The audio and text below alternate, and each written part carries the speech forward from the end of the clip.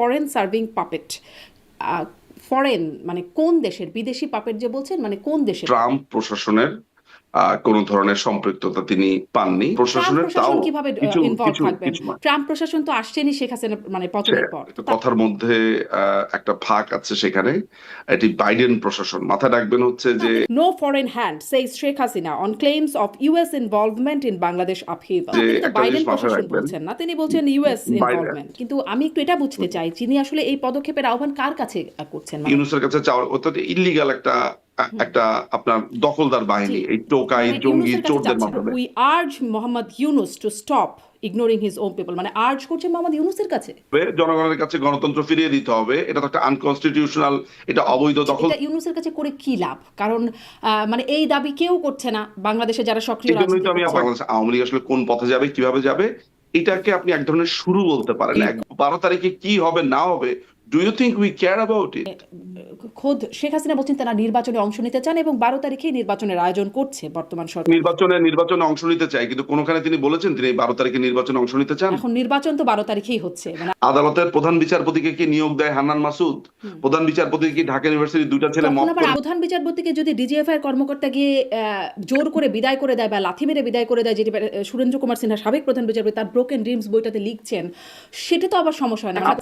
আপনি আমাকে একটা একটা পয়েন্ট যদি দেখাতে পারেন, এই প্রোগ্রামে আমি 2 হাতে কানে হাত দিব, জুডিশিয়ারিকে জড়িত করা যাবে না। এখন জুডিশিয়ারিতে জড়িত না করলে তত্ত্বাবধায়ক সরকার সিস্টেমটাই তো থাকে না। প্রধান বিচারপতি না অসীম পারলে ক্ষমতা আরো তো আছে রায় অপশন দেওয়া। ছিল তাই না সংবিধানে? প্রধানমন্ত্রী কথা বলতে চেয়েছিলেন, খালেদা জিয়া তো রাজি হন নাই, তিনি বলেছেন অনন্তকাল ধরে হরতাল চলবে। খালেদা এখন জিয়া রাজি না আপনার হলে সাথে তিনি আমার একটা, বাস্তবায়ন করতেন, তার হাতে তো অপশন ছিল যে পরের অপশনে চলে যায়। মাননীয় প্রধানমন্ত্রী যদি এখন সব দলকে না ডেকে বাস্তবায়ন করতেন, তখন বলতেন উনি এককভাবে করেছেন, যা উনি ছিল সবাইকে তাই নিয়ে রেখে করতে দিতেন, চেয়েছেন। কিভাবে ওটা রাখার রাখবেন, পক্ষে। কিভাবে রাখবেন? ওটা বাতিল করে দিয়েছে কোর্ট। আরে কি বলেন আপনি এগুলা? তাহলে কোর্ট কেন বললো যে 2 আশ্চর্য মেয়াদে কথা। রাখতে পারেন? কোর্ট কি না বুঝে বলেছিল? এই এইটাই, আরে বাপরে, আপনি নিজেও তো, আমি যতদূর জানি আপনি লয়ার স্টুডেন্ট। ফরেন করেসপন্ডেন্টস ক্লাবে প্রথমবারের মতো জনসমক্ষে বক্তব্য রেখেছেন আওয়ামী লীগ সভানেত্রী শেখ হাসিনা। বরাবরের মতোই তীব্র আক্রমণ করেছেন প্রধান উপদেষ্টা ডক্টর ইউনূসকে, সেই সাথে উপস্থাপন করেছেন 5 দফা দাবি বা পদক্ষেপ। কিন্তু এই দাবি কার কাছে করলেন হাসিনা, আর কিভাবেই বা বাস্তবায়ন হবে এই দফাগুলো? কদিন আগেই আল জাজিরাকে দেয়া সাক্ষাৎকারে হাসিনা যুগের অবসান বলে যে ঘোষণা দিলেন সজীব অজের জয়, সেটির বিষয়ে তো কিছুই বললেন না শেখ হাসিনা। তাহলে কি পাত্তা পেলেন না জয়? হাসিনাই থাকছেন নেতৃত্বে? এসব নিয়ে আলোচনায় আপনাকে অনেক ধন্যবাদ, আপনি যুক্ত হচ্ছেন। আমি আপনার সাথে কথা বলতে চাই কারণ আপনি আওয়ামী লীগের একজন কর্মী, আওয়ামী লীগের পক্ষে অ্যাক্টিভিজম করেন এবং আপনার আওয়ামী লীগের আইনজীবী এবং আওয়ামী লীগ নেত্রীর সাথে আপনার সরাসরি যোগাযোগ বা কথা বলবার সুযোগ হয়, তাকে রিচ করবার সুযোগ হয়, ফলে আপনার কাছ থেকে অনেক কিছু বুঝতে পারবো, জানতে পারবো, এই হিসেবে আপনার সাথে কথা বলতে আগ্রহী। শুরুতেই যে ভারতে আমরা দেখলাম প্রথমবারের মতো সবগুলো গণমাধ্যমে, ভারতীয় গণমাধ্যমগুলোতেও যে রিপোর্ট আসছে, প্রথমবারের মতো জনসম্মুখে মানে পাবলিক অ্যাপিয়ারেন্স কথা বলছেন, যদিও তিনি ভিজুয়াল অ্যাপিয়ারেন্স না, অডিও বার্তায় তিনি কথা বলছেন, সেটা ফরেন করেসপন্ডেন্স ক্লাবে। এই প্রশ্নটা তো জাগছেই যে তিনি এতদিনে নেতাকর্মীদের সাথে কথা বলছেন বা বিভিন্ন অডিও বার্তায় কথা বলছেন, কেন তিনি সরাসরি কখনো মানে সশরীরে কেন কখনো কথা বলছেন না? এই প্রশ্নটা আসলে, এটার উত্তরটা আসলে আমার কাছে নেই। তিনি সরাসরি বা রিয়েল টাইমিং এ ভিডিওতে তিনি কেন আসেননি, সেটার অ্যান্সার আমি জানি না। তবে এটা এটা আমি জানি যে এই কৌতূহলটা আমার অবশ্যই ছিল, আমি জিজ্ঞেস করেছি। তিনি আসবেন, এই মুহূর্তে তিনি কেন আসছেন না সেটার ব্যাখ্যাটা আমি তার কাছে কখনো আসলে জানতে চাইনি। তবে তিনি যেটা করছেন আর কি, সেটা হচ্ছে যে এই মুহূর্তে তো তিনি ধরেন, প্রত্যেকেই আসলে, অনেক নেতাকর্মী তাকে দেখতে চায় সামনাসামনি, সবাই চায় যে প্রেসের সামনে, মিডিয়ার সামনে আসুক। তবে নেত্রী এই মুহূর্তে যে জায়গাটাতে সবচেয়ে বেশি জোর দিচ্ছে, যেটা আমাদের সবার আন্ডারস্ট্যান্ডিং, সেটা হচ্ছে যে তৃণমূল পর্যায়ে একটা যোগাযোগ, একটা মিথস্ক্রিয়ার একটা জায়গাতে, যাতে কর্মীদের সাথে একটা দীর্ঘ সময়, আপনারা জানেন যে তিনি একটা লম্বা সময় ধরে করোনা বা বিভিন্ন কারণে নেতৃবৃন্দরা ওইভাবে আসতে পারেননি। ফলে এই যে তার একটা সুযোগ হয়েছে, তিনি প্রত্যেক নেতাকর্মীর সাথে একেবারে মাঠ, ওয়ার্ড, থানা পর্যায়ে নেতৃবৃন্দের সাথে কথা বলছে। এই কাজটা তিনি করছেন। তো তিনি হয়তোবা মনে করছেন যে ইনস্ট্রাকশনটাই একটা বড় একটা ব্যাপার, সে কথা বলাটা বা নির্দেশনাটা। আচ্ছা, ভিডিওর ব্যাপারটা সেখানে আসলে মুখ্য হয়ে ওঠেনি। বলে মনে করছেন না তিনি, হয়তো আপনিও বলছেন যে আপনিও খুব সুনির্দিষ্টভাবে বা সুস্পষ্টভাবে জানেন না। আমি সেখানে তার যে বক্তব্য, সেই বক্তব্যের কিছু অংশ নিয়ে আপনার সাথে কথা বলি। তিনি ডক্টর ইউনূসের বা বর্তমান প্রধান উপদেষ্টার বিরুদ্ধে বরাবরই নানান সমালোচনা করেন, এবারও তেমনভাবেই করেছেন, এবং তিনি অনেক মানে বরাবর সমালোচনা বা সচরাচর যেগুলো করেন তার সাথে বলেছেন ফরেন সার্ভিং পাপেট। ফরেন মানে কোন দেশের, বিদেশি পাপেট যে বলছেন, মানে কোন দেশের পাপেট বলছেন? আম, মানে মাননীয় প্রধানমন্ত্রী কোন দেশের বলেছেন সেটা উত্তরটা আমি আসলে দিব না, সেটা মাননীয় প্রধানমন্ত্রী উত্তরটা দেবেন। তবে আমি ধারণা করি বা আমি যেটার ব্যাখ্যাটা আমি আপনাকে বলতে পারবো সেটা হচ্ছে যে আপনি জানেন যে এইটার উত্তর আমি আর আপনি জানার আগে বা আমি বলার আগে পশ্চিমারা এই উত্তরটা দিয়ে দিয়েছে। যেমন আপনি গোয়েন লুইসের কথা বলতে পারেন, ইউনাইটেড নেশনস এর ইউএন এর যে কান্ট্রি হেড যে ভদ্র মহিলা রয়েছেন, গোয়েন লুইস পরিষ্কারভাবে বলেছে যে সে কিভাবে আপনার এই জুলাইয়ের সন্ত্রাসী যারা আছে, টোকাই, চোর, ছ্যাচোর যারা আছে, তাদেরকে কিভাবে তার বাসাতে জায়গা দিয়েছে, কিভাবে তারা এটা প্রমোট করেছে, বাংলাদেশ আওয়ামী লীগ ইলেকশনে না আসলে তেমন একটা কিছু আসা যাবে না, এই ধরনের কথাও ইউনাইটেড নেশনস এর এই গোয়েন লুইস বলেছেন। আমরা পরিষ্কারভাবে আমরা দেখেছি পিটার হাস, মার্কিন যে পররাষ্ট্র মন্ত্রী, আমরা পরিষ্কারভাবে দেখেছি যে আপনার রাষ্ট্রদূত। ইংল্যান্ডের যেই রাষ্ট্রদূত আছে বিভিন্ন পশ্চিমা দেশের। হুম, হুম। ফলে এইটা কোনো একক সুনির্দিষ্ট ভাবে না বলে আপনাকে যেটা বলা যেতে পারে যে এটা পশ্চিমাদের একটা বড় আহ সম্মিলিত একটা এজেন্ডা, একটি সুনির্দিষ্ট দেশ। আমার আমার ধারণা, যেটা আমি ধারণা করি, মার্কিন যুক্তরাষ্ট্র যারা বাংলাদেশে একটি ঘাঁটি গাড়তে চেয়েছে, ঘাঁটি চেয়েছে, বাংলাদেশের মাঠ ঘাট গুলো দখল করার কথাটা নেত্রী বহুত আগে থেকেই বলছে, যেটা আপনারা এখন পরিষ্কার ভাবে দেখতে পাচ্ছেন। সেন্ট মার্টিন দেখতে পাচ্ছেন, মহেশখালী দেখতে পাচ্ছেন, আপনারা রংপুর অঞ্চলটাতে দেখতে পাচ্ছেন। আমার মনে হয় আজকে 17 মাসের মাথাতে আহ এইটা একেবারে সবার সামনে। এবং যে ভিডিওটা, সেটা আমি কিভাবে টের পাই, যে হুম, হুম। মাননীয় প্রধানমন্ত্রী যে ভিডিওটা দিয়ে পাবলিকের রিয়াকশন একসময় একরকম দেখতাম, আজকে 17 মাস পরে হাজার হাজার মানুষ চুপ আছে, no bad comments, nothing, just অনেকটা স্যাড রিয়েক্ট দিয়ে সব চুপ হয়ে আছে, হুম। এবং এটা তাদের সামনে পরিষ্কার। আপনি ফলে এই যে মাননীয় পরিষ্কার কথা প্রধানমন্ত্রী বলছেন যে মাননীয় প্রধানমন্ত্রী, আপনি বলছেন যে তখনও বলেছেন, যখন প্রধানমন্ত্রী ছিলেন সেই সময় বলেছেন, বা পরেও বলেছেন, তার মানে পতনের পরেও তিনি বলেছেন, কিন্তু আসলে তিনি যে গণমাধ্যমে সাক্ষাৎকারগুলো দিচ্ছেন, আমি দেখছিলাম যে আহ, ভারতীয় গণমাধ্যম সিএনএন নিউজ 18, সেখানে তিনি বলছেন যে মানে যুক্তরাষ্ট্রের সম্পৃক্ততার প্রমাণ, যে তারা শিরোনামই করেছে no foreign hand says Sheikh Hasina on claims of US involvement in Bangladesh আপহিভাল।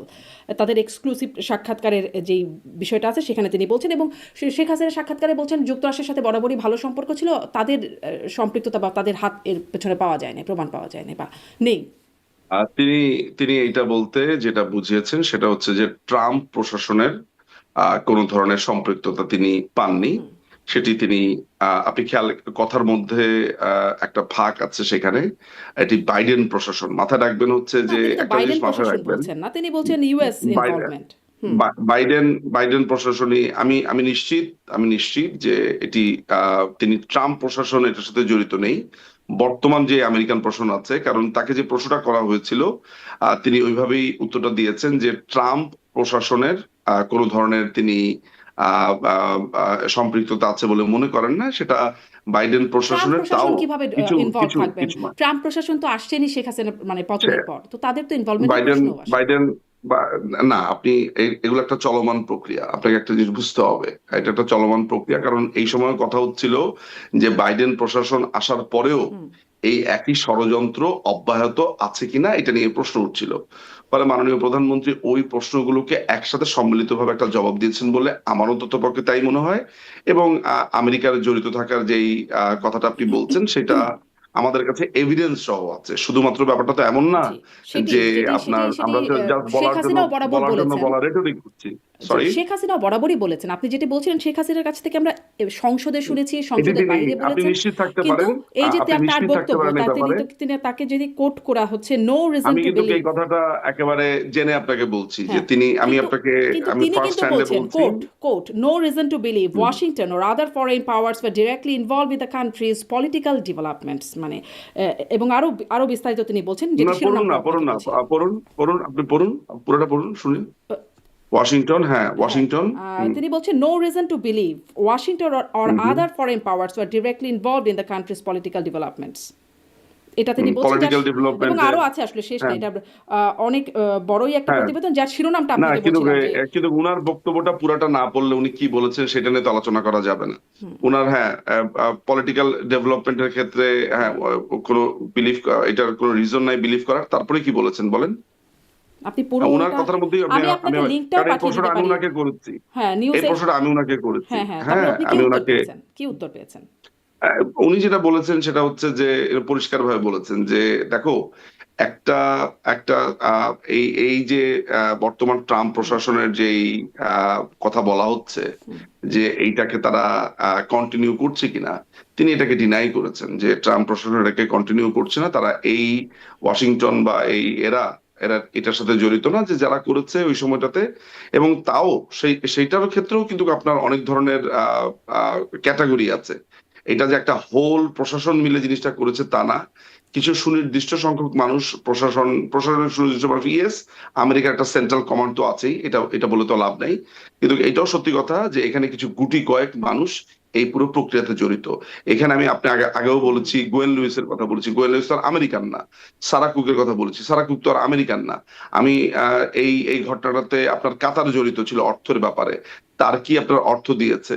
এখানে আপনার চায়না নানান ভাবে অ্যাকোমোডেট করেছে কয়েকটা জায়গাতে। ধরা যাক যে অমিশন, অনেক সময় অমিশন আপনার একটা ক্রাইমের হেল্প হিসেবে এসে দাঁড়িয়ে যেতে পারে। আপনি জানেন ক্রিমিনাল অফেন্সে অনেক সময় না করাও, অর্থাৎ কোনো একজন মানুষ ডুবে যাচ্ছে, আপনি ওই যে মানুষটা ডুবে যাচ্ছে তাকে আপনি বাঁচাবেন, এরকম একটা স্টেপ নিয়ে আবার বলেন যে আমার কি দরকার, সেটাও কিন্তু কমিশন ক্যান বি এ কজিশন, একটা একটা পর্যায়ে হয়ে যেতে পারে। তো এই জিনিসগুলো আপনাকে মাথায় রাখতে হবে যে অনেক কিছু না করেও অনেক কিছু করা যায়। ফলে এখানে একটা সম্মিলিত প্রচেষ্টা ছিল বাংলাদেশ আওয়ামী লীগের জি বিরুদ্ধে। জি বাংলাদেশ সেটি আওয়ামী লীগের সেই বিষয়টি তো বরাবর শুনে আসছি কিন্তু আপনি বলছিলেন পড়তে আমি আরেকবার একটু পড়ি former Bangladesh prime minister Sheikh Hasina has dismissed suggestions that the United States played an active role in supporting groups that sought her removal from power under the pretext of restoring democracy মানে তিনি ডিসমিস করে দিচ্ছেন যে ইউএস এর কোনো involvement ছিল। এটা তিনি আপনি আপনি ধরে নিতে পারেন, এটা আমি আপনাকে বলছি, তিনি ধরে নিতে পারেন যে এটা ট্রাম্প প্রশাসনের কথাটা বলেছে বা এটা কন্টিনিউশনের কথা বলেছে। বাইডেন ওয়ার ইনভলভড প্রশাসনের তখন আচ্ছা তখনও ট্রাম্প প্রশাসন কাজ করছিল। না না, আমি বাইডেন প্রশাসনের কথা আপনাকে বলছি, আমি ট্রাম্প প্রশাসনের কথা বলিনি। আমি তো আপনাকে অলরেডি এক্সক্লুশন ক্লজ দিয়েই নিলাম যে এই কথাটা, এই আপনি আমাকে যে প্রশ্নটা করেছেন এই ব্যাপারটা যে আমাদের মধ্যে ডিসকাস হয়নি, আমরা যেগুলো কৌতূহল নিয়ে জিজ্ঞেস করি তা নয়। তিনি তিনি এটার ব্যাখ্যা দিতে গিয়ে পরিষ্কারভাবে বলেছেন যে তিনি এটা আসলে ট্রাম্প প্রশাসনের ব্যাপারে তার দিকে যে ধেয়ে আসছিল যে বর্তমান প্রশাসনও কি এই একই স্ট্র্যাটেজি চেঞ্জ করেছে কিনা, এই বা এই এই এই ষড়যন্ত্র যেটা হয়েছে সেই ষড়যন্ত্রের সাথে আসলে এখনো সম্পৃক্ত থাকার ব্যাপারগুলো আছে কিনা। কারণ হচ্ছে যে এটা এককভাবে তো জনাব রিজু ইট মজুমদার ওয়াজ তবে নট আমি এই বিষয়টা আমেরিকান, এটা একদমই স্পষ্ট এককভাবে, হতে পারছি না এই আমি একটা কারণে বলি স্পষ্ট হতে এককভাবে পারছি না। আমেরিকান তো বলা যায় না, এটা তো পশ্চিমা, হ্যাঁ ঠিক না? ফলে এককভাবে আমেরিকাকে এককভাবে আমেরিকাকে আপনি দায়ীও করতে পারবেন হ্যাঁ না। কিন্তু তিনি দায়ী ফলে এটা একটা করতেন সম্মিলিত তিনি বলতেন প্রচেষ্টা। যে যদি আমেরিকান মানে তাদের সরাসরি প্রস্তাব ছিল ঘাঁটি করবার এয়ারবেস করবার। এটা তো এটা যখন তিনি তার ক্ষমতার সময় যখন ইনসিডেন্ট গুলো হচ্ছিল তখন তিনি এককভাবে আমেরিকার এই যে চেষ্টা, সেই চেষ্টার কথা বলেছেন। তিনি ওই সময় আমেরিকার চেষ্টার কথা বলেছেন। আর এই সময় যখন আলাপটা হয়েছে তখন তাকে প্রশ্ন পার্টিকুলারলি আমেরিকার ব্যাপার বলা হয়নি। ওয়েস্টার্ন যেই হিন্ডারেন্সটা আছে, ওয়েস্টার্ন যে ইনফ্লুয়েন্স আছে, সেইটা ওয়েস্টার্ন বলতে তো শুধুমাত্র আমেরিকা বোঝায় না। ওই সময়টাতে তিনি পার্টিকুলার যদিও আমেরিকার একটা 5ই আগস্টের পরেও তিনি চেষ্টার বলেছেন কথা যে বলতেন। আমেরিকা চাইলে তিনি ক্ষমতায় থাকতে পারতেন 5ই আগস্টের পরেও তিনি সরাসরি আমেরিকাকে মানে দায়ী করেছিলেন তাকে তার পতনের জন্য। 5ই আগস্টের আগে আমেরিকার যেই চেষ্টা, সেই চেষ্টার কথা তিনি বলেছেন। এবং আপনি এখন পর্যন্ত যদি পুরো পুরো ব্যাপারটাকে বিশ্লেষণ করেন, এটা তো আমার মনে হয় না বলতে কোনো অত্যুক্তি হয় যে আমেরিকান একটা বড় ধরনের প্রভাব এই পুরো ব্যাপারটাতে ছিল। শুধু আজকে আপনি আমার কথা আর মাননীয় প্রধানমন্ত্রীর কথাকে বিশ্লেষণ করছেন। আপনি আপনার যে এই যে ভদ্রলোক আপনার সম্ভবত কোন ইউনিভার্সিটির যে জেমি স্যাক্স নাকি জেফ্রি ভদ্রমহিলা, স্যাক্সের কথা বলছেন ভদ্রলোক জেফ্রি স্যাক্সের কথা বলছেন। জেফ্রি স্যাক্সের কথা তিনি বলেছেন। তারপরে আপনার গ্রেজন বলেছে, টাকার কার্লসন তিনি পরিষ্কারভাবে বলেছেন। আরেকটা ভদ্রলোক আছেন শহীদ সামথিং নাম, তিনি বলেছেন। তাছাড়া নানান ধরনের আসলে হ্যাঁ, বিশ্লেষণে এগুলো উঠে আমিও এসেছে। শুনেছি। ব্যারিস্টার নিজুম মজুমদার, আমিও এই বিষয়গুলো শুনেছি। কিন্তু আমার কাছে ওইখানে আমেরিকানরাই বলছে। আমার কাছে আমেরিকানরাও যা বলছে, প্রধানমন্ত্রী যখন ছিলেন তখনও বলেছেন, ৫ই আগস্টের পরেও তিনি এই কথাগুলো বলেছেন। কিন্তু ইন্টারভিউতে এসে কেন বললেন যে ওয়্যার নট ইনভলভড? ইন্টারভিউতে কেন বললেন যে ইন্টারভিউর ক্ষেত্রে তিনি যেটা ইন্টারভিউর ক্ষেত্রে তিনি যেটা মিন করেছেন, আহ, যেটা মিন করেছেন, সেটা আমার আমার কাছে অন্তত পক্ষে যে উত্তরটা আছে আমি আপনাকে অতটুকুই কনভে করতে পারি। বাকিটা আসলে তো আমি আপনাকে ব্যাখ্যা করতে পারবো না। আমার কাছে যতটুকু ইনফরমেশন আছেন যে তিনি বাইডেন বাইডেন প্রশাসনকে ওইখানে মিন করেননি। কারণ তার কাছে ওই সময়টাতে আমার মনে আছে যে সময় তার ইন্টারভিউটা হচ্ছিল, সেই সময় একটা আলাপ উঠেছিল যে ট্রাম্প প্রশাসন কি এই পুরো ষড়যন্ত্রটা বা এই ইনভলভমেন্টটা কন্টিনিউ করছে কিনা অ্যাজ এ একটা সেন্ট্রাল পলিসি হিসেবে, যেটা বাইডেন প্রশাসন করেছে। সেই অর্থে আপনার এই ট্রাম্প প্রশাসনের এই সম্পৃক্ততা নেই, এই কথাটা বলতে গিয়ে এখানে এক ধরনের কনফিউশন তৈরি হচ্ছে, অন্য কিছু না। জি, সেই কনফিউশন কেউ ক্লিয়ারও করেন নাই এবং একদম মানে তার ইন্টারভিউকে এই এভাবে ব্যাখ্যা কনফিউশন করেছে। যাই হোক, এই এটা নিয়ে কনফিউশন তো উনাকে উনাকে এটার জন্য জিজ্ঞেস করতে হবে। আপনি এই যে আপনি যখন আপনাকে একটা ইন্টারভিউ দিবে, যদি কখনো উনি ইন্টারভিউ দেন, এই প্রশ্ন আপনি উনাকে করবেন, তখন আপনাকে উনি ক্লিয়ার করে নিশ্চয়ই দেবেন আমি করব, কিন্তু এটা। মানে তার পক্ষেও তো কেউ না কেউ ক্লিয়ার করবেন বা কোনো আপত্তি জানাবেন এটা নিয়ে। এই এই যে বিষয়টা এখন আমি এই যে আমি আহ, এখন আপনি আমাকে জিজ্ঞেস করলেন, আমি আপনাকে ক্লিয়ার করে দিলাম। জি, কিন্তু মানে এই নিউজটাকে আপত্তি জানাতে হবে যে নিউজটা মিসলিডিং, কারণ একদম শিরোনাম থেকে শুরু করে যেটা বলা হচ্ছে এটার মধ্যে যদি আপনার আপনার কথা ঠিক হয় তাহলে একটু অসংখ্য মিসলিডিং বটে। আমাদের নামে অসংখ্য রিপোর্ট হয়। এটা সত্যি কথা যে আমি আপনার সাথে একমত পোষণ করি যে ইয়েস, কিছু কিছু আউটলেটের বা একটা বড় আকারের যখন নিউজগুলো হয়, এই জিনিসগুলো একটা সময় একটা মিথ, যেমন আপনার মধ্যে একটা কনফিউশন তৈরি করেছে। আমি আপনার সাথে এগ্রি করি। বাট আমাদের নামে যেসব রিপোর্ট ৫ই আগস্টের পর থেকে হচ্ছে, শারমিন আপা, যে অদ্ভুত মোটামুটি গল্পের গরু যেভাবে মানে গাছে উঠিয়ে দেওয়া হয়েছে বা উঠিয়ে দেওয়া হয়, সেইখানে আমার কাছে মনে হয় যে কিন্তু কোনটা ভারতীয় ছেড়ে আর গণমাধ্যমে তো কোনটার উত্তর আপনারা খুব আমরা দিই। স্বাচ্ছন্দ্যে, বাবা শেখ হাসিনাও ইন্টারভিউ দিচ্ছেন ভারতীয় গণমাধ্যমগুলোতে, সেখানেও যদি এরকম হয়, মানে যেখানে তিনি স্বাচ্ছন্দ্য বোধ আর করে ইন্টারভিউ দিচ্ছেন, তাহলে তো বিষয়টা আপনাদের ভাবারই বিষয় নিশ্চয়ই। আসি এবার একটু তার আরো না, যে বক্তব্য ভারতীয় আছে। ভারতীয় গণমাধ্যম উনাকে নিশ্চয়ই ভবিষ্যতে যখন ইন্টারভিউ করবেন, এগুলো নিয়ে প্রশ্নগুলো, সেটা উনি ফার্দার ক্লারিফিকেশন দেবেন। আচ্ছা, আমি তো আমি কোনো সমস্যা দেখি না। আমি আসি তার যে ৫ দফা বা ৫টি পদক্ষেপের আহ্বান তিনি জানাচ্ছেন, আপনিও নিশ্চয়ই শুনেছেন। কিন্তু আমি একটু এটা বুঝতে চাই, তিনি আসলে এই পদক্ষেপের আহ্বান কার কাছে করছেন, মানে কাকে বলছেন এই পদক্ষেপ নিতে? কোনটা যে এই যে আজকে যে পাঁচ হ্যাঁ, পাঁচ দফার কথা দফা বললেন? জি, জি, ৫ দফা। ৫ দফার কথা তো পরিষ্কার ভাবে যে বাংলাদেশ আওয়ামী লীগ কি চায় আপনি দেখেছেন যে ইউনূসের অপসারণের ব্যাপারটা আলোচনাতে এসেছে। মাইনরিটিদের উপরে, বা যদিও আমি মাইনরিটি শব্দটা অত্যন্ত অপছন্দ করি, কিন্তু আনফরচুনেটলি এগুলো চলে আসে। যে বাংলাদেশে ভিন্ন ধর্মাবলম্বী, মুসলিম ছাড়া ভিন্ন ধর্মাবলম্বীদের উপর যে অত্যাচার নির্যাতন, সেটাকে বন্ধের আহ্বান আছে। তারপর মব ভায়োলেন্সের বা এই হুম, এই মব ভায়োলেন্সের এগেইনস্টে বলা রয়েছে। তারপরে ডেমোক্রেসির কথা বলা হয়েছে, সবকিছু মিলে এরকম ৫টার কথা বলা হয়েছে। এবং এই যারা ক্ষমতা দখলকারী বা যারা ইলেকশনের কথা বলছে, এবং যারা মনে করছে যে একটি আম, সারা সারা পৃথিবী থেকে কিন্তু কি আলোচনাটা হচ্ছে যে কিভাবে এই অগণতান্ত্রিক যে প্রক্রিয়াটা এখন চলছে বাংলাদেশে, এটার নিরসন সম্ভব, কিভাবে বাংলাদেশ একটা সত্যিকার অর্থে একটা গণতান্ত্রিক রাস্তাতে উঠতে পারে, কিভাবে বাংলাদেশটা আবার তার যেই সক্ষমতা সেটা আবার রিগেইন করতে পারে, যে একটা ভলনারেবল সিচুয়েশন তৈরি হয়েছে। তো সামগ্রিকভাবে যে প্রশ্নগুলো সবগুলো কোয়ার্টার থেকে এসছে, সেই কোয়ার্টারকে অ্যাড্রেস করা হয়েছে। নিশ্চয়ই আপনার ইউনুসকে বলছে না, বা ইউনুসের কাছে চাওয়ার, অর্থাৎ ইল্লিগাল হুম, একটা আপনার দখলদার জি, বাহিনী, এই টোকাই মানে জঙ্গি ইউনূসের কাছে চোরদের চাচ্ছে না। মাধ্যমে। ফলে তার কাছে এখানে তো ডিমান্ড, আমি মনে করি না যে তার জি, কাছে এখানে কোনো ডিমান্ড রয়েছে। আমারও এটা অস্পষ্টতা। সামগ্রিকভাবে বাংলাদেশ আওয়ামী লীগের যে পজিশন, মানুষ জানতে চেয়েছে। এই পজিশনটা জনগণের কাছে ক্লিয়ার করার জন্য ৫টা দফার কথা বলা হচ্ছে। পাঁচটা কিন্তু হ্যাঁ, ৫টা পর্যবেক্ষণ বলতে পারে, ৫টা পজিশন বলতে পারেন। দফার থেকে আমি বলবো বাংলাদেশ আওয়ামী লীগের ৫টা পজিশন, তারা কিভাবে মনে করে যে গণতান্ত্রিক প্রক্রিয়াতে বাংলাদেশ অগ্রযাত্রা পুনরায় শুরু করতে না, পারে, সেই ৫টা জায়গা দফা থেকে। বা ৫টা পদক্ষেপ, ৫টা পজিশন যাই বলেন না কেন, আমি এটাই জিজ্ঞাসা করছিলাম, যেটি আসলে কার কাছে, যদি আহ্বান থাকে সেটি কার কাছে, বা দাবি বাংলাদেশের থাকলে। জনগণ, কিন্তু বাংলাদেশের আমি আবারও জনগণের একটু কাছে। পড়ি, তিনি যা বলছেন আমি একদম শুনে শুনে একদম লিখেছি। আওয়ামী লীগ কলস for the following action to help unify Bangladesh and banish the divisive action of past 12 months. We urge Muhammad Yunus to stop ignoring his own people and do what needs to be done in order to heal our country by following 5 crucial steps we believe will lead to a better, stronger Bangladesh. যেই শব্দটা আবার we urge Muhammad Yunus to stop ignoring his own people, মানে urge করছে মোহাম্মদ ইউনুসের কাছে।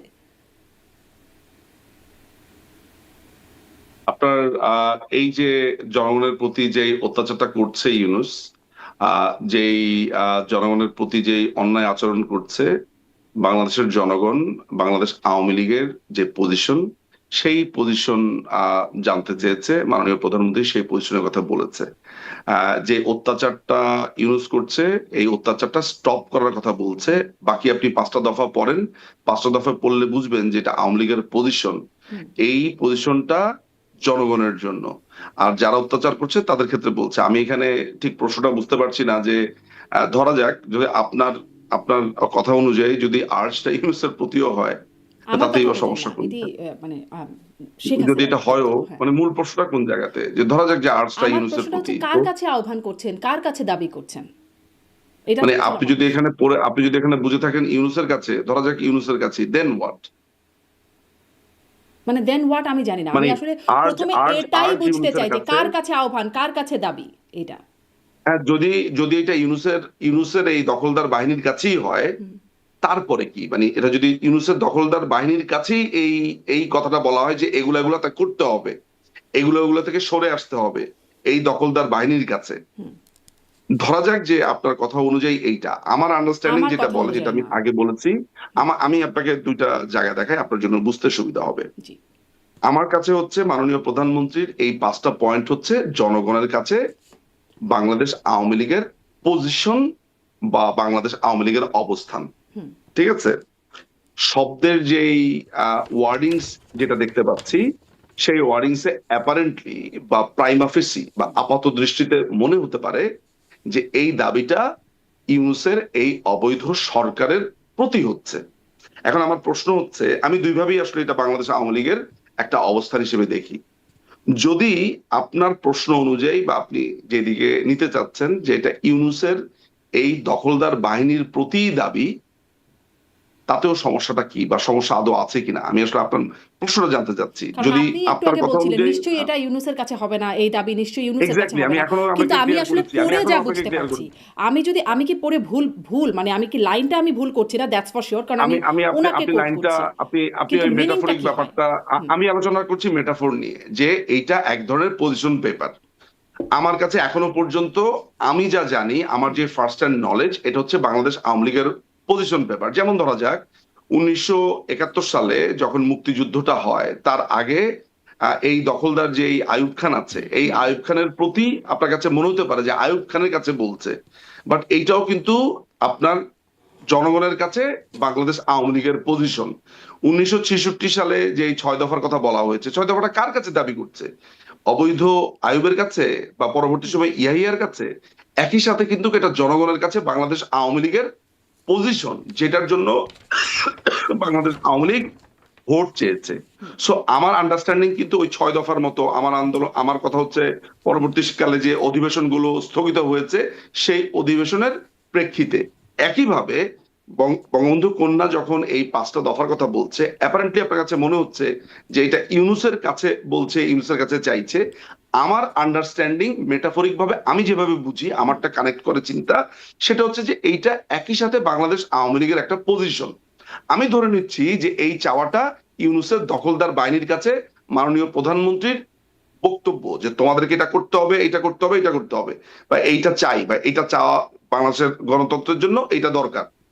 এখন আমার প্রশ্ন হচ্ছে, যদি এটা ইউনুসের প্রতি বলা হয়ে থাকে, তারপরে কি? মানে আমরা নিশ্চয়ই আলোচনাটা করব যে আপনার কোন একটা জায়গা, পার্টিকুলার জায়গাতে আপনি অবাক হয়েছেন, কোন একটা পার্টিকুলার জায়গাতে আপনার খটকা আছে, সেটা মানে এটাও আমারও প্রশ্ন যে তারপরে আসলে কি ইউনুসের কাছে, যদি মিনিং আমি বলি আর্জ করছেন মোহাম্মদ ইউনুসকে, তারপরে কি? জনগণের কাছে ক্ষমতা ফিরিয়ে দিতে হবে, জনগণের কাছে গণতন্ত্র ফিরিয়ে দিতে হবে। এটা তো একটা আনকনস্টিটিউশনাল, এটা অবৈধ দখলদার বাহিনী এখানে রয়েছে। এই আবেদন বা এই দাবি আর্জ, এটা ইউনুসের কাছে করে কি লাভ? কারণ মানে এই দাবি কেউ করছে না বাংলাদেশে, যারা সক্রিয় রাজনীতি করছে। আমি আপনাকে এই যে আপনার কাছে একটা কনফিউশন তৈরি হয়েছে, এই জন্যই আপনার বেটার আন্ডারস্ট্যান্ডিং এর জন্যই আমি আপনাকে বলেছি যেটা বাংলাদেশ আওয়ামী লীগের পজিশন, রাদার দেন আপনি যদি মনে করেন যে ইউনুসকে আপনি বলছেন, যেটা আপনার জন্য কনফিউশন তৈরি হবে। কিন্তু আপনি যদি ব্যাপারটাকে এইভাবে দেখেন যে বাংলাদেশ আওয়ামী লীগের এটা হচ্ছে পজিশন, যে তারা বাংলাদেশকে সামনের দিকে নিতে গেলে কোন 5টা স্টেপকে তারা মনে করে এই মুহূর্তে জরুরি, সেই পজিশন পেপারটা, তাই না? এটা বাংলাদেশ আওয়ামী লীগের তো অবস্থান, বাংলাদেশ আওয়ামী লীগের নেতা কর্মীরা, শুভানুধ্যায়ীরা, যারা বাংলাদেশ আওয়ামী লীগের স্টেক হোল্ডার, যারা বাংলাদেশ আওয়ামী তারপরে লীগকে আপনি প্রশ্ন ভবিষ্যতে করছিলেন না, ভোট দেবেন কি দেবেন না সেটা নির্ধারণ করবে, আপনি যে তাদের প্রশ্ন জন্য তো করছিলেন, এটা আপনি জানা যে প্রয়োজন। প্রশ্ন করছিলেন তারপর কি, মানে আসলে আমারও প্রশ্নটা তারপরে কি, এই যে 5টা স্টেপ বললেন মানে আওয়ামী লীগ নেত্রী শেখ হাসিনা, তারপরটা আমি তারপর কি? আপনাকে বলতে পারি, ঠিক আছে, আমি বুঝতে পারছি আপনি এখন প্রশ্নটা আমার কাছে একটু ক্লিয়ার হয়েছে। সেটা হচ্ছে যে এই যে 5টা দফার কথা বলা হচ্ছে, এই 5টা দফা প্রথমে হচ্ছে যে এই জিনিসগুলো আমাদের প্রয়োজন গণতন্ত্র এবং বাংলাদেশের এই বর্তমানের মবক্রেসি বা ললেসনেস থেকে উত্তরণের জন্য। সো যদি শুভবুদ্ধি উদয় হয় এই ইউনুস প্রশাসনের, এই দখলদার বাহিনীর, তারা সেটা শুনবে, এটা অনুধাবন করবে বা ওই অনুযায়ী কাজ করবে, তাই তো? প্রথমে যখন আপনি একটা আন্দোলনে যাবেন, আন্দোলনে যাওয়ার জন্য আপনি আস্তে আস্তে সংগঠিত হবেন, তখন আপনাকে আপনার দফা দাবি কিংবা আপনার যে দলীয় পজিশন সেটা মানুষের সামনে ব্যক্ত করতে হবে। আমরা, আপনারা জানেন যে গত প্রায় 17 মাসে আমাদের প্রায় 5 লক্ষ নেতাকর্মীকে গ্রেফতার করা হয়েছে। বাংলাদেশ আওয়ামী লীগের প্রায় 150 বা 120-30-এর মতো আপনার এমপি গ্রেফতার, সংসদ সদস্যকে গ্রেফতার করা হয়েছে। আর খুন তো আছেই। গতকালকে জাস্ট কয়েক ঘন্টা আগে বাগেরহাটের ছাত্রলীগের এক কর্মীর ওয়াইফকে গলায় ফাঁস দিয়ে আত্মহত্যার স্টেজ সাজানো হয়েছে, তার ছোট একটা বাচ্চাকে মনে পড়ে আছে। সো এই ভয়ঙ্কর সমস্ত ঘটনাগুলো ঘটছে, সেটার প্রেক্ষিতে বাংলাদেশ আওয়ামী লীগের যে রাজনৈতিক যেই আমি বলবো যে জনগণের যে জানতে চাওয়া বাংলাদেশ আওয়ামী লীগ আসলে কোন পথে যাবে, কিভাবে যাবে, এটাকে আপনি এক ধরনের শুরু বলতে পারেন, কিন্তু এক কোন ধরনের পথে যাবে কিভাবে যাবে সেটা কি কিছু বলা আছে এই 5 পয়েন্টে? আমি কিন্তু পাচ্ছি সেটা না। এই কোন পথে যাবে কিভাবে যাবে এর আগে 21 দফা দিয়েছে, আপনি মনে হয় খেয়াল করেননি। বাংলাদেশ আওয়ামী লীগ কি করতে চায়, বাংলাদেশ আওয়ামী লীগ কি চায়, সেটা নিয়ে অলরেডি বাংলাদেশ আওয়ামী লীগ 21 দফা দিয়েছিল কি আজকে করতে চায় থেকে একটু প্রায় একটু 4-5 মাস আগে। একটুখানি আমাকে আরেকবার একটু সামারি করে বলবেন কি করতে চায়? আমি 21 দফাটা আমার কাছে 21 দফাটা এই মুহূর্তে নেই, আমি খুঁজলেই সামারি পাবো। সামারি সেই 21 দফার কথা, বাংলাদেশ আওয়ামী লীগ সেই 21 দফার কথা ওই সময় প্রকাশিত হয়েছিল। আমি মনে করি যে এই 5 দফাটা সেটা একটা সামারি ভার্সন, বিকজ আমি সেই সময় যেই দাবিগুলো দেখতে পেয়েছি সেই দাবিগুলোরই আমি একটা মোটামুটি একটা সামারি পেয়েছি। এখন বাংলাদেশ আওয়ামী লীগ আস্তে আস্তে সংগঠিত হচ্ছে আন্দোলনের দিকে, তার এক ধরনের স্ট্র্যাটেজি সাজাচ্ছে, সেটার জন্য তো জনগণের কাছে তার একটা পজিশন পেপার লাগবেই, ফলে সেটার জন্য এই দাবিগুলোর কথা উঠেছে। স্বাভাবিক, আপনি যদি একটা রাজনৈতিক দল হিসেবে আন্দোলনে যান, আপনার তো জানা লাগবে যে কোনটার উপরে বেস করে আপনি কোনটা করতে চান। সো সেটা যতটা না ইউনুসের কাছে আপনার মনে হচ্ছে, ততটা মনে হচ্ছে যে আমাদের স্টেক হোল্ডার যারা আছে, কর্মী সমর্থক শুভানুধ্যায়ী কিন্তু কিন্তু যারা আছে কিন্তু তাদের আমি জন্য। এখান থেকে মানে সেটা কিন্তু স্পষ্ট হয় না যে কি করবেন বা কিভাবে করবে আওয়ামী লীগ, সেই বিষয়টা এখানে স্পষ্ট হচ্ছে সেটা সেটা পরবর্তী, হ্যাঁ, অবশ্যই অবশ্যই নির্দেশ হয় না, একদম আপনি ঠিক বলেছেন, আমি আপনার সাথে একমত। এটার জন্যই আপনাকে অপেক্ষা করতে, পরবর্তী নির্দেশনার জন্য। প্রথমে তো আমি বলবো যে আমি এই জিনিসগুলো চাই, প্রথমে তো আমি বলবো যে এই জিনিসগুলো করা উচিত, এরপরে এই করা উচিত গুলো করার জন্য আমাদের কর্ম পরিকল্পনা কি সেটা সামনে আসবে। এবং বাংলাদেশ আওয়ামী লীগ, আপনি যদি বাংলাদেশ আওয়ামী লীগ একটি রাজনৈতিক পার্টি হিসেবে চিন্তা করেন, তাহলে দাবির পরে এই দাবিগুলোকে কিভাবে আপনার এটাকে বাস্তবতাতে পরিণত করা হবে সেটা নির্দেশনা আসবে। প্রথমে তো আমি যদি আপনার কাছে বা আমি যদি মনে করি যে এই মুহূর্তে আপনি বাংলাদেশ দখল করে আছেন, জি আমি যদি এখন ধরেন আমি যদি এখন যদি মনে করেন যে আমার কর্মী সমর্থক, তাদের কাছে আমার অবস্থানটাও ব্যক্ত করব, আপনাকেও আমি এটা জানান দিতে চাই, তাহলে আমি কি করব? আমি এমন ভাবে ওয়ার্ডিং গুলো সেট করব যে ওয়ার্ডিং গুলো সেট করা একই সাথে আমার পজিশনটাও নেতা কর্মীরা জানতে পারে, একই সাথে আপনিও জানতে পারেন। সো প্রথমে আপনাকে জানান দিয়ে কথাগুলো শুরু করব। এরপরে যদি আপনি এই কথা অনুযায়ী অ্যাক্ট না করেন, এটাকে অনুধাবন না করেন, পরবর্তী সময় আমি আরো কঠোর জায়গাতে যাব এবং তখন আমি আমার কর্ম পরিকল্পনা বা আমার রূপকল্পটা দিব। জি এটাই তো জি, একটা মানে স্টেপ। পরবর্তীতে দেবে বলে বলছেন আপনি, কিন্তু মানে বাকি আর 1 মাসও নাই, বিশ ডেফিনেটলি, বিশ মানে বিশ এটা তো 22 দিন ইন্ডিকেট করে বাকি তাই, আছে, 20 এটা তো দিনের মতো সেটা বাকি ইন্ডিকেট আছে। করেই। জি, নির্বাচনের আর 20 দিনের মতো বাকি আছে, কবে রূপকল্প আপনি দেবেন? কি মনে করেন, আপনি কি এটা মনে করেন যে মানে এই যে আপনি বললেন যে 20 দিনের মতো বাকি আছে, দুটো আপনি ভুল শব্দ চয়ন করলেন। প্রথমত আপনি এটাকে ইলেকশন বলছেন সিলেকশনের বদলে, 1 নাম্বার আমার কাছে যেটাকে ভুল হুম মনে হয় যে আপনি একটা সিলেকশন কি ইলেকশন বলছেন। 2 নাম্বার হচ্ছে আপনি মনে করছেন যে ইলেকশনকে কেন্দ্র করে আপনি এই যে যেটাকে আপনি ইলেকশন মনে করছেন, সেটাকে আবার কেন্দ্র করে আপনি মনে করছেন যে এই 5 দফাটা দেওয়া হয়েছে সেটার জন্য। আমরা তো সেটার জন্য না। ইলেকশন এই 12 তারিখে কি হবে না হবে, do you think we care about it? আপনার কি, আপনি আপনি বাদ দেন আওয়ামী লীগের কথা, আপনার কি মনে হয় এটা একটা ইলেকশন? আপনার মনে হয় কিনা? আপনি বলছেন do you think we care about it, কিন্তু আপনারা মানে খোদ শেখ হাসিনা বলছেন তারা নির্বাচনে অংশ নিতে চান এবং 12 তারিখেই নির্বাচনের আয়োজন করছে বর্তমান সরকার। নির্বাচনে আপনারা অংশ 12 নিতে তারিখে চান। নির্বাচনে অংশ নিতে চাই, কিন্তু কোনখানে তিনি বলেছেন তিনি এই 12 তারিখে নির্বাচনে অংশ নিতে চান? এখন নির্বাচন তো 12 তারিখেই হচ্ছে, মানে আপনারা কোনটাতে না না অংশ নিতে না চান না সেটা না তো না, আর আমরা জানি আপনাকে না। না না, এইটা আপনার একটা দেখেন, দুইটা জিনিস। একটা হচ্ছে যে আপনি যে ভাবনাটা ভাবছেন, তার মানে কি প্রথমত 5 সে বছর ভাবনাটা পরে ভুল। আবার যে নির্বাচন হবে সেটাতে আপনারা অংশ নিতে চান? না, 5 বছর আপনাকে কে বললো যে 5 বছর আবার ইলেকশন হবে? এমনও তো হতে পারে যে এই সিলেকশন প্রসেসটা পুরোপুরি বাতিল হয়ে যেতে পারে, নতুন করে ইলেকশন হতে পারে, ইউ নেভার নো। সুতরাং আপনি যেটাকে একটা ধ্রুব মেনে নিচ্ছেন, আপনি যেটাকে মনে নিচ্ছেন, আপনি সবচেয়ে বড় ব্যাপার হচ্ছে যে আপনি গণতন্ত্রের কথা বলছেন। আপনি এর আগে অনেকবার গণতন্ত্রের কথা বলেছেন, গণতন্ত্রের কথা বলেন, আপনি গণতন্ত্রকে রেসপেক্টও করেন। যে মানুষটা গণতন্ত্রকে রেসপেক্ট করে সে আবার 12 তারিখের একটা ইলেকশনকে বলছে ইলেকশন, মানে ইলেকশন বলে অভিহিত করছে 12 তারিখে যেটা হতে যাচ্ছে। সো এটা তো খুবই কন্ট্রাডিক্টরি। আপনার কাছে মনে হচ্ছে এটা ইলেকশন? বাংলাদেশ আওয়ামী লীগ, যেখানে বাংলাদেশের একটা বৃহত্তম রাজনৈতিক দল, সেই বৃহত্তম রাজনৈতিক দলকে ছাড়া এটাকে আপনি ইলেকশন মনে করছেন? তো তখন যখন আমাদের সময়ে, যখন সাংবিধানিক ভাবে আমরা ইলেকশনটা আমরা করেছিলাম এবং কোন দলকে আমরা কোনো বাধা দেইনি, আসতে বাধা দেইনি, যেভাবে সংবিধানে আছে ওইভাবে করতে চেয়েছিলাম, সেটা সেটা কিন্তু এর আগেও আমার মনে আছে যে আপনি আমার সাথে যখন আপনার কনভারসেশন হয়েছে বা ওপেন ডিবেট হয়েছে বা কথা হয়েছে, তখন কিন্তু আপনি এটার ব্যাপারে বেশ ওজোর আপত্তি তুলেছিলেন এবং জি। অন্যান্য সময় আপনি বলেছেন, আমি নিশ্চিত এটা আপনি করেছেন। তো সেটা যদি আপনার আপত্তির একটা অবস্থান হয়ে থাকে, তাহলে এই সিলেকশন প্রসেসটাকে আপনার কেন ইলেকশন মনে জি, হচ্ছে? আপনি যদি এটা আপনি নিয়ে আপনার যদি কোনো আপত্তি আমার নাই কেন? অন্য মানে বর্তমান সরকারের কারো বা বর্তমানে বাংলাদেশে এখন সক্রিয়ভাবে রাজনীতি করছে এমন কারোর সাথে অনুষ্ঠানগুলো দেখে থাকেন, আপনি নিশ্চয়ই দেখতে পাবেন যে আওয়ামী হ্যাঁ, আমি লীগকে দেখেছি। ছাড়া কি করে অংশগ্রহণমূলক নির্বাচন এই জন্যই হয়। আমি আপনাকে জিজ্ঞেস আমি করছি, এই ওই প্রশ্নটা ওই যে তাদের কাছে করি, কিন্তু আপনার যে আপনার কাছে অবস্থান, আপনার যে আমার প্রশ্ন, আপনার কাছে তো আমার সেই প্রশ্নটা না, না যে হ্যাঁ। শারমিন আপা, আমি আপনার ওই অবস্থানগুলো জানি বলেই তো বিষয় নিয়ে প্রশ্ন করছি। যদি আমি জানতাম যে আপনি আসলে ওইটা না, কিন্তু ভাবছেন না, ধরেন তাহলে তো আমি আপনাকে আপনারা এই বিষয় যখন নিয়ে প্রশ্ন বলেন করতাম না। ব্যারিস্টার নিজুম মজুমদার, আপ- আমি যখন জিজ্ঞাসা হ্যাঁ, করি যে আওয়ামী লীগকে ছাড়া নির্বাচন কিভাবে অংশগ্রহণমূলক হবে এরকম একটা বড় দলকে ছাড়া যাদের এত সমর্থন আছে, তখন সেটার একটা একটা মানে ব্যাপার। আর যখন আওয়ামী লীগ বলছে যে সুষ্ঠু নির্বাচন অংশগ্রহণমূলক নির্বাচন, তখন এটা একটা আইরনি হয়ে যায় না? কারণ আওয়ামী লীগের আমলে, আইরনিটা আমি একটু শেষ আপনি করি ব্যারিস্টার নিজুম আইরনিটা মজুমদার, একটু আইরনি শেষ করি। কারণ আপনাদের সময় এই কথা আবেদন নিবেদন আন্দোলন দেশি বিদেশি চাপ কত কিছুই না এসেছে, কিন্তু আপনারা তো মানে একদমই ডিনাই করে গেছেন যে, এবং সেটাই সুষ্ঠু বলে আপনারা চাপিয়েও দিয়ে এসেছেন।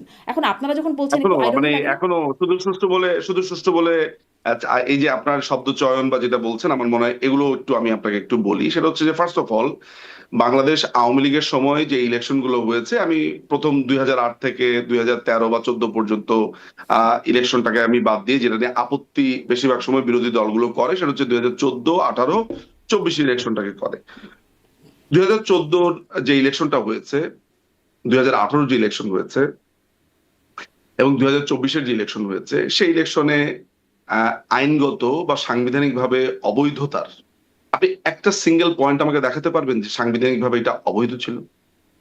না, ধরুন এখনো তো সাংবিধানিকভাবে অবৈধ, আমাকে কি বলেন তো? আপনাদেরকে তো আইনগতভাবেই নিষিদ্ধ করেছে। সন্ত্রাস বিরোধী সাংবিধানিক ভাবে আইনে, তো আপনাদের অবৈধ। করা আইনেই আপনাদের নিষিদ্ধ করেছে সাংবিধানিক আপনাদের ভাবে না কার্যক্রম। না না রাখেন, আপনি তো কথার পিঠে কথা বলছেন, তাহলে সেটা ভালো, এবং এটা ভালো, এবং এটা আলোচনাটাও ভালো জমে।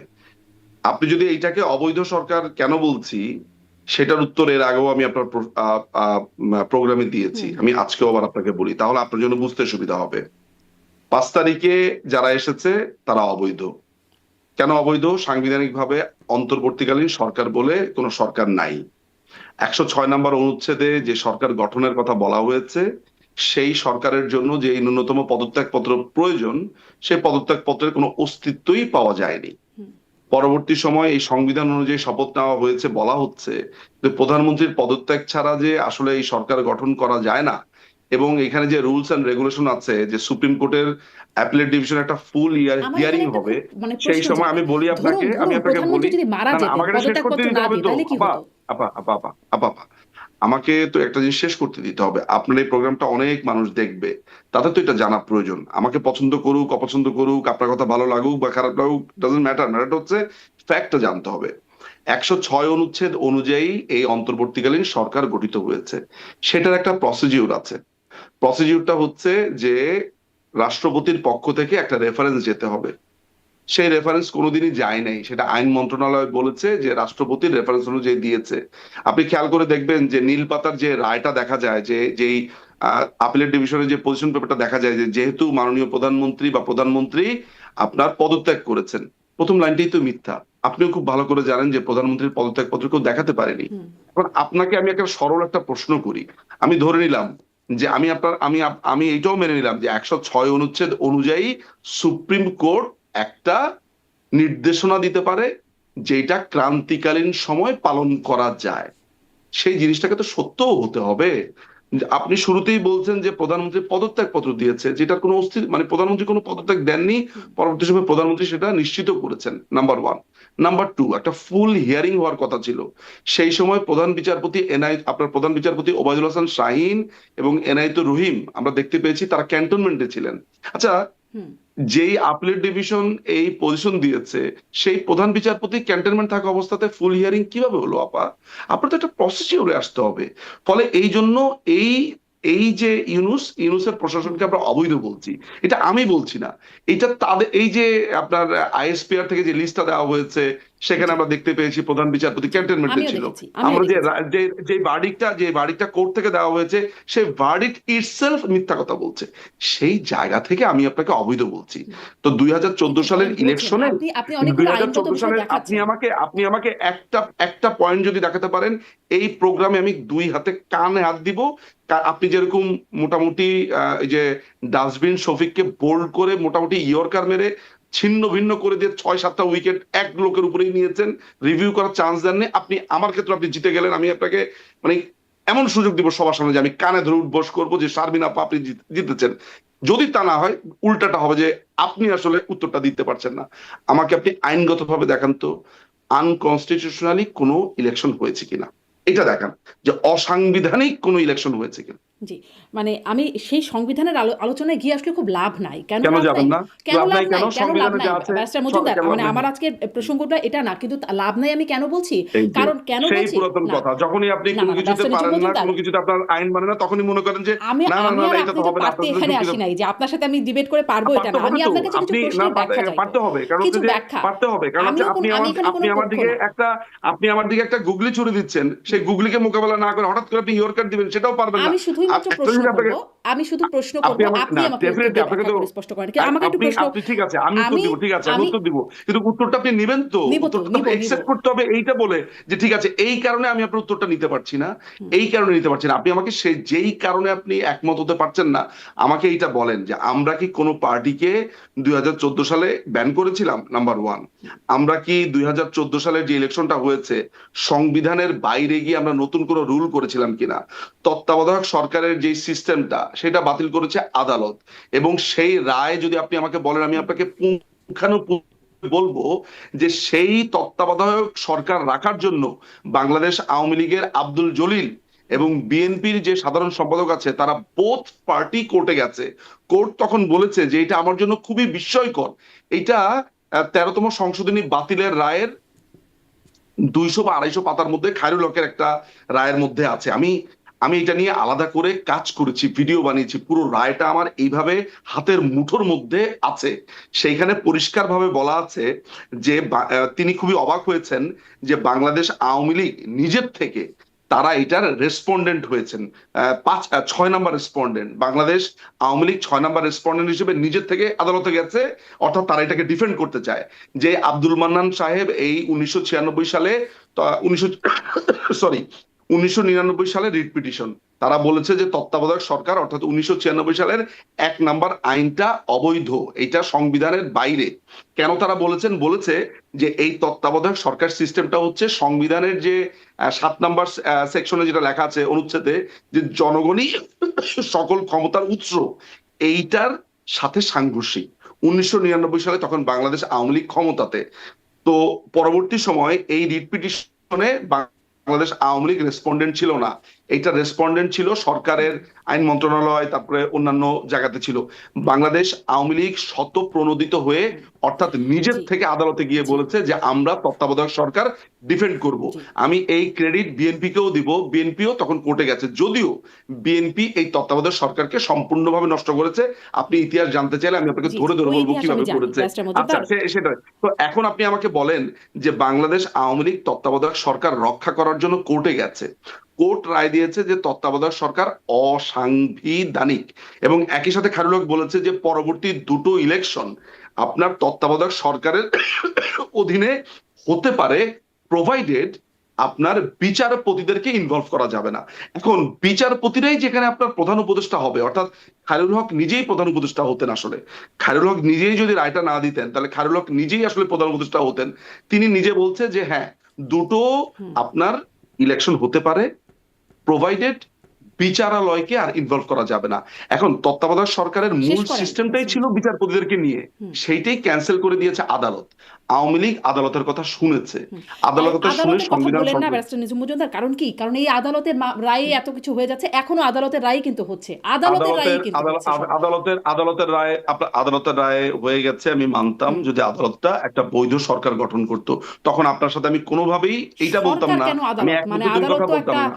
আদালত তো সরকারের সাথে সম্পৃক্ত হবে কেন, তাই না? জুডিশিয়ারি তো একটা সেপারেট শারমিনাপা ব্রাঞ্চ অফ শারমিনাপা গভর্নমেন্ট, বারোই স্টেট। শারমিনাপা বারোই শারমিনাপা 12ই আগস্ট 2024 সালে সাদিক কাইয়ুম, হান্নান মাসুদ, হাসনাত সার্জিস তারা কোর্ট কোর্ট প্রাঙ্গণে যায়। তারা বলে দুপুর 2টার মধ্যে ওবায়দুল হাসান শাহিনকে পদত্যাগ করতে হবে হুম এবং আপিলেট ডিভিশনের সবাইকে পদত্যাগ করতে হবে। হুম তারা মব ভায়োলেন্স করে, সেনাবাহিনী যায়, সেখানে পুরো আপিলেট ডিভিশন পদত্যাগ করে এই মবক্রেসির ভয়ে। এরপরে আপনার, আমার মনে আছে, হান্নান মাসুদ সে চিৎকার করে বলতে থাকে যে সন্ধ্যা 6টার মধ্যে রিফাত আহমেদকে প্রধান বিচারপতি বানাতে হবে। প্রধান বিচারপতি কি আপনার এই দুইটা বস্তির ছেলে বানাবে? জি। ঢাকা ইউনিভার্সিটির না এই দুইটা সেটা বানাবে না, জঙ্গি কিন্তু টোকাই। ডিজিএফআই আবার এখন আপনি বানালে ঠিক আমাকে আছে, বলেন, কারণ এখন ওই যে আপনি আমাকে বলেন সুরেন্দ্র কুমার শারমিনাপা, সিনহার সেই শারমিনাপা ব্রোকেন এটা আমার ড্রিমস কাছে বইতে বলেন, বলেছেন না যে শারমিনাপা আপনার ডিজিএফআই কাছে থেকে আমার, কিভাবে তাকে শারমিনাপা শারমিনাপা শারমিনাপা বিদায় করে দেওয়া আমার হলো। কাছে আমার কাছে আপনার, আমি আপনার কাছে একটা স্বনির্বন্ধ অনুরোধ জানাবো, বাদ দেন সমস্ত আলোচনা। প্রধান বিচারপতিকে নিয়োগ দেয় কে?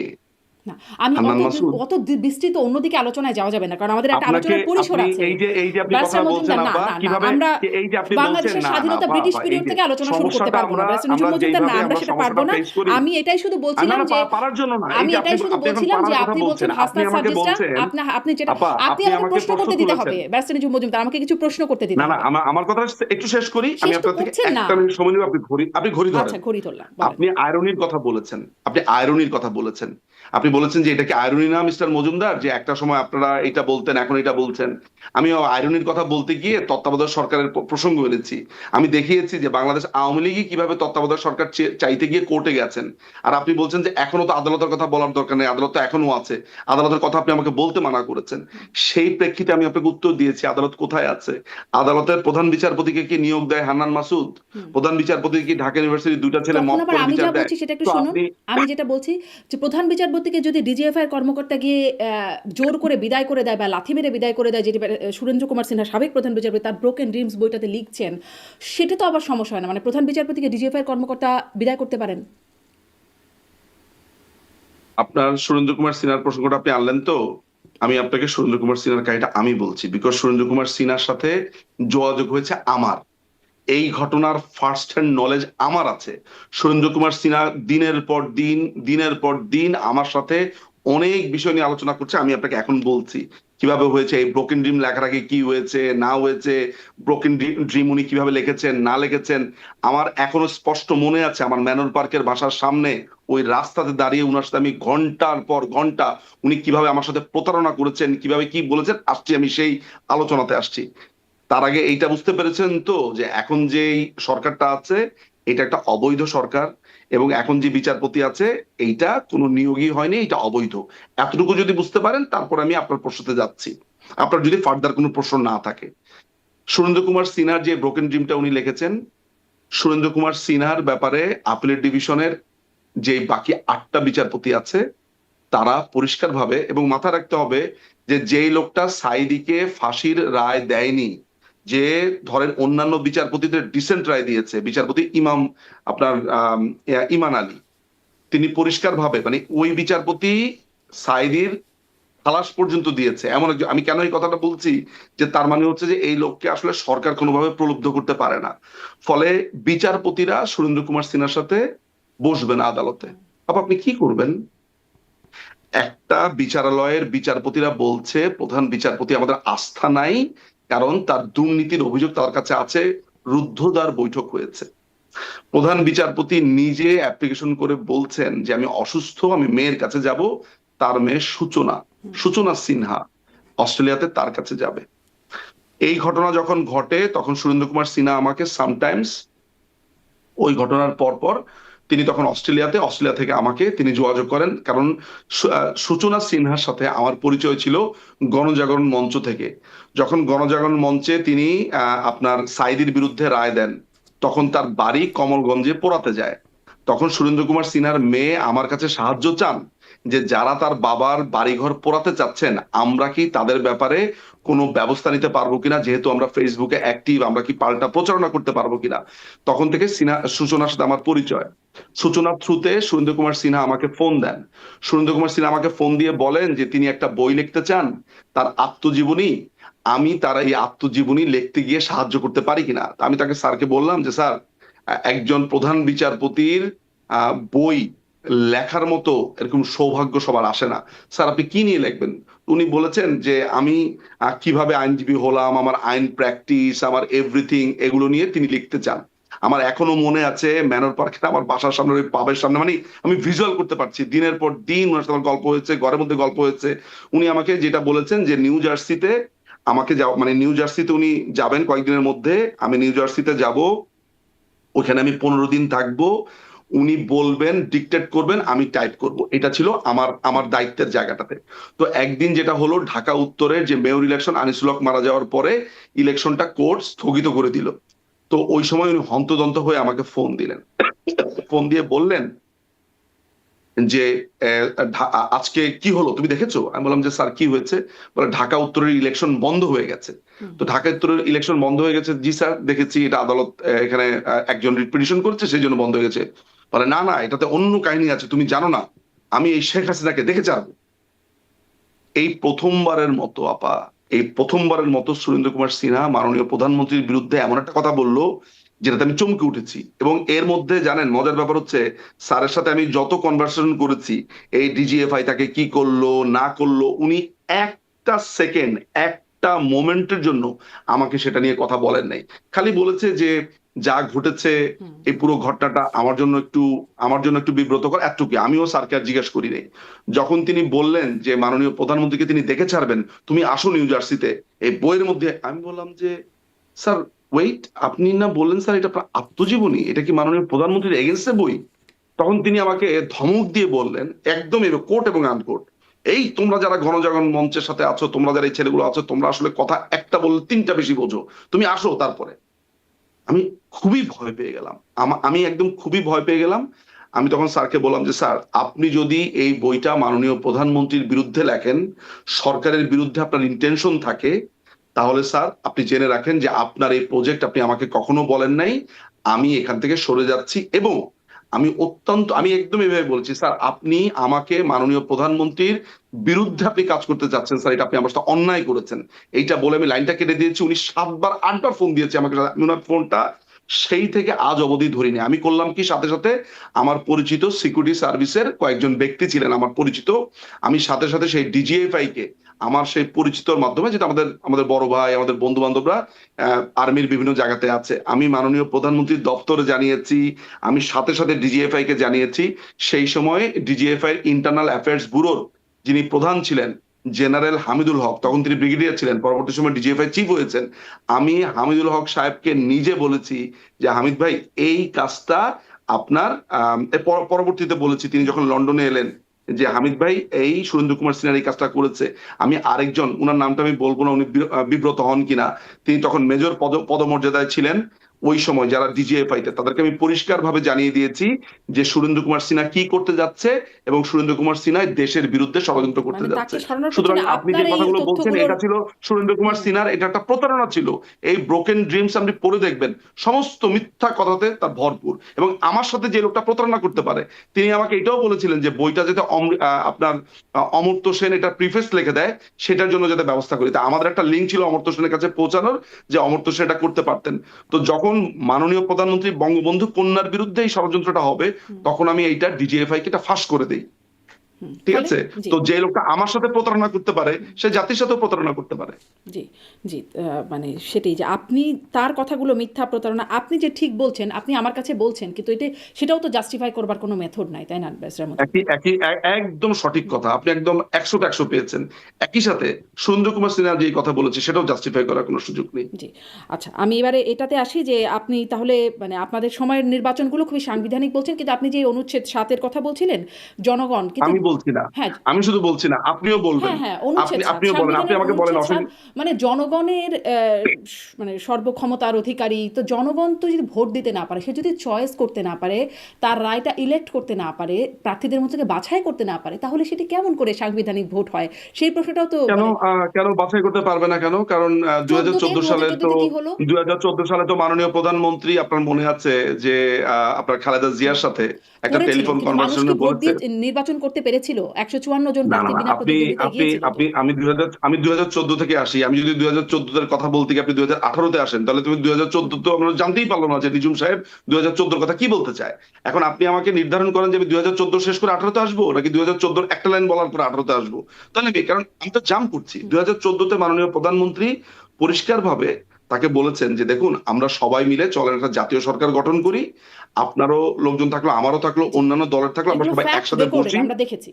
জি, কিন্তু দেখেছেন? মানুষ কি ভোট তো দিয়ে নির্বাচন মাননীয় করতে পেরেছিল প্রধানমন্ত্রীর যে তার প্রার্থীকে? ইন্টেনশন, মাননীয় প্রধানমন্ত্রীর যে ইন্টেনশন, সেই ইন্টেনশন তো পরিষ্কার যে তিনি সবাইকে নিয়ে একটা ইলেকশন করতে চেয়েছেন। এখন মনে করেন যে আদালত একটা রায় দিয়ে তত্ত্বাবধায়ক সরকার ক্যান্সেল করে দিয়েছে। এখানে মাননীয় প্রধানমন্ত্রীর দোষটা কোথায়? মাননীয় প্রধানমন্ত্রী যখন 1999 সালে ভারত সফর থেকে আসলেন, তখন তিনি একটা মন্তব্য করেছিলেন এমন যে, মানে তখন প্রচুর জামিন হয়ে যাচ্ছে, তিনি বললেন যে হাইকোর্ট দেখি যত অপরাধীকে ধরা হচ্ছে, এখন এত জামিন পেয়ে গেলে, মানে ফার্স্ট সেশনের ব্যাপারটা ছিল যে সন্ত্রাসীদেরকে ধরা হচ্ছে আর হাইকোর্ট জামিন দিয়ে দিচ্ছে। তখন হাবিব নামে মনে হয় এক লোক, আমি নামটা আপনাকে ভালোভাবে বলতে পারবো না, রায়টা আমার কাছে আছে, আদালত অবমাননার মামলা করেছে, কন্টেম্পট অফ কোর্ট। তখন মাননীয় প্রধানমন্ত্রী সিটিং প্রধানমন্ত্রী, মাননীয় প্রধানমন্ত্রী আদালত ফেস করেছেন। তো ওই সময়টাতে তিনি কি প্রভাব খাটিয়েছিলেন? বঙ্গবন্ধু হত্যাকাণ্ডের বিচার তিনি চাইলে, মানে আমি যদি ধরেন আইনমন্ত্রী হতাম ওই 1996 সালে, আমি এখন তো লয়ার হয়েছি, তখন তো আমি লয়ার ছিলাম না, তো আমি আপনাকে এখন বলতে পারি যে ওই বিচারটা আমি স্পিডি ট্রায়ালে 1 মাস 2 মাসে করতে পারতাম, বা সেটা নিয়ে অনেক প্রশ্ন থেকে যেত। মাননীয় প্রধানমন্ত্রী তার, মানে আমি যদি মানে বাংলাদেশ জাতির পিতা বাদ দেই, শুধু তার পিতা হিসেবেও ধরি, ইচ্ছা করলেই কিন্তু উনি এটা র‍্যাত বা প্রতিশোধের একটা বিচার করতে পারতেন। আপনি বলেন তো যে যেই খুনিরা খুন করেছে, ইনডেমনিটি অধ্যাদেশ বৈধ এটা বলে তারা রিট পিটিশনও করেছে, তাদের ওয়াইফ, তার মা মাহমুদা খাতুন, আপনার ফারুক রহমানের মা, আদালত এটা হতে দিয়েছে। তার মানে একটা জিনিস প্রমাণিত হয় যে মাননীয় প্রধানমন্ত্রী এই আইনের শাসনটা এখনো, আইনের শাসনটা তিনি সবসময় বিশ্বাস করেন। জি, আমার আমি নিজের যে আমি আশা করি অভিজ্ঞতা গত আপনি যেটা 17 বলছেন মাসে, সেটা মানুষ আপনি একটা বিশ্বাস করুক। পার্সোনাল আমি অভিজ্ঞতা শেষ একটু জেনে করব। রাখেন, না, একটা পার্সোনাল অভিজ্ঞতা জেনে রাখেন, আপনার জানা উচিত। মাননীয় প্রধানমন্ত্রী এখনো যখন মাননীয় প্রধানমন্ত্রীকে আমরা কিছু বলি, আমি পার্সোনালি বলি, উনি প্রথম কথাটা বলে, আচ্ছা একটু দেখো তো আইনে কি আছে। মানে উনি সবসময় আইনটা মেনটেন করতে চান। তাহলে একটা মানুষ আইনকে মেনটেন করতে গিয়ে তত্ত্বাবধায়ক সরকারটা তাকে বাধ্য হতে হয়েছে পার্লামেন্টে এটা উঠানোর জন্য। আপনি এটাতে অন্যায় কি দেখছেন? আমি তো বুঝলাম না আসলে। ২ মেয়াদে করতে পারার কথা মানে ছিল, সেটা মানে করেন নাই। কোনটা ২ মেয়াদে আরো কি করতে পারার মানে কথা? আদালতই বলে দিয়েছিল ২ মেয়াদে। যাই হোক, আমি আসলে ওই দুই বিশ্লেষণে মেয়াদ, গেলে হ্যাঁ সারাক্ষণ অনেক এই যে আলোচনায় আপনি যেতে হবে। আমাকে, না, এই যে আমি আপনি আমাকে, আমি এই যে আমি আপনি একটা শেষ করব রায়কে ব্যারিস্টার টুইস্ট করছেন, মজুমদার। এত আবার বড় নো, অনুষ্ঠান কেউ দেখবে না, কেউ দেখবে না ব্যারিস্টার না না, মজুমদার। এই আমাকে অনুষ্ঠান দেখার জন্য না, এই যে আপনি একটা টুইস্ট করলেন যে 2 মেয়াদে হওয়ার কথা ছিল। আমি আপনাকে পরিষ্কার ভাবে বলেছি যে বিচারপতি খায়রুল হক বলেছেন যে 2 মেয়াদে হতে পারে, জুডিশিয়ারিকে জড়িত করা যাবে না। এখন জুডিশিয়ারিতে জড়িত না করলে তত্ত্বাবধায়ক সরকার সিস্টেমটাই তো থাকে না, কারণ তত্ত্বাবধায়ক সরকার সিস্টেমটাই হচ্ছে প্রধান বিচারপতি। তাহলে এখন বলেন, একটা লোক একদিকে একটা রায় দিয়ে বলছেন এই কথা, এটা কিভাবে হবে? ফলে এটাকে পুরোটাই ক্যান্সেল করতে হয়েছে। এখন বিচারপতির প্রধান তো বিচারপতি না অসীম পারলে ক্ষমতা আরো তো আছে রায় অপশন দেওয়া। ছিল, তাই না সংবিধানে? প্রধান এই বিচারপতি না অপশনটা পারলে। আলোচনা করার জন্যই তো মাননীয় প্রধানমন্ত্রী কথা বলতে চেয়েছিলেন। খালেদা জিয়া তো রাজি হন নাই, তিনি বলেছেন অনন্তকাল ধরে হরতাল চলবে, আপনার মনে নেই? খালেদা এখন জিয়া রাজি না আপনার হলে সাথে তিনি আমার বা একটা বাস্তবায়ন করতেন, তার হাতে তো অপশন ছিল যে পরের অপশনে চলে যান। কিভাবে, এই যে এখন আপনি বলেছেন বাস্তবায়ন করতে, মাননীয় প্রধানমন্ত্রী যদি এখন সব দলকে না ডেকে বাস্তবায়ন করতেন তখন বলতেন উনি এককভাবে করেছেন। এটা একটা জাতীয় ইস্যু, যা উনি ছিল সবাইকে তাই নিয়ে রেখে করতে দিতেন চেয়েছেন। উনি, মানে আন্দোলনটা তো ছিল তত্ত্বাবধায়ক কিভাবে সরকার রাখার রাখবেন, পক্ষে। কিভাবে রাখবেন? ওটা বাতিল করে দিয়েছে কোর্ট। আরে কি বলেন আপনি এগুলা? তাহলে কোর্ট কেন বললো যে 2 আশ্চর্য মেয়াদে রাখতে কথা। পারেন? কোর্ট কি না বুঝে বলেছিল? সে এই এইটাই, আরে বাপরে, আপনি নিজেও তো, আমি যতদূর জানি আপনি লয়ার স্টুডেন্ট, উনি বলেছেন যে 2 মেয়াদে হতে পারে প্রোভাইডেড বিচারালয়কে যুক্ত করা যাবে না। তো একদিকে তার মানে হচ্ছে নতুন একটা সিস্টেম লঞ্চ করতে বলেছেন হুম। বিচারালয়কে। জি। এখন তত্ত্বাবধায়ক সরকারের প্রাণ ভ্রমরাই তো হচ্ছে বিচারালয়, অর্থাৎ অবসরপ্রাপ্ত প্রধান বিচারপতি হুম। খায়রুল হক নিজে, যেই ভদ্রলোক রায় দিচ্ছেন, সেই ভদ্রলোকই হতেন আসলে তত্ত্বাবধায়ক সরকারের প্রধান। হুম। তিনি নিজেই বলছেন যে তিনি এগুলাতে এই লাইনেই তিনি হাঁটবেন না। তাহলে সরকার কি করবে? সরকার এখন নতুন একটা সিস্টেমে তো যাবে, যাওয়ার জন্য তো একটা ইলেকশন হতে হবে, পার্লামেন্ট বসতে হবে। সেটার জন্য মাননীয় প্রধানমন্ত্রী সেই সময় আপনার খালেদা জিয়াকে বলেছেন, আসেন আমরা বসি, একটা সিস্টেম ডেভেলপ করে আমরা ইলেকশনটার দিকে আগাই। যেহেতু আমাদের তত্ত্বাবধায়ক সরকার সিস্টেমটা নাই, আপনাদের ভয় হচ্ছে যে আমরা পার্সিয়ালিটি করবো কিনা, ফলে চলেন সবাই মিলে আমরা সরকারে থাকি, সবাই মিলে ইলেকশনটা করি, এরপরে পার্লামেন্টে একটা নতুন সিস্টেম লঞ্চ করি। তো সেটা তো খালেদা জিয়া হতে দিল না। এই খালেদা জিয়া তত্ত্বাবধায়ক সরকারটা নষ্ট করেছে, বিচারপতিদের বয়স 2 বছর বাড়িয়ে। সব দোষ মাননীয় প্রধানমন্ত্রী শেখ হাসিনার। আপনি একটা না, বারের জন্য আমাকে বলেন তো যে আপনি একবারও এটার জন্য দোষী সাব্যস্ত করেছেন বিএনপিকে? একবারও দোষী সাব্যস্ত করছি না। আমি শুধু বলছিলাম মানুষ ভোট দিতে পারলো কোথায়? মানে সেটা আমার প্রশ্ন ছিল। মানুষ ভোট দিতে পারলো মানুষ ভোট কোথায়? দিতে এখন যদি মানুষের হাতে মানুষ যদি অপশন এখন কি ছিল? মানুষ যদি এখন এবারে না আমি আসে, আসলে অন্য এখন যদি প্রসঙ্গে একটা যাব। এই প্রসঙ্গে আমরা সারা দিন রাত 24 ঘন্টা কথা বলে মাসও কথা বলতে পারবো হয়তো।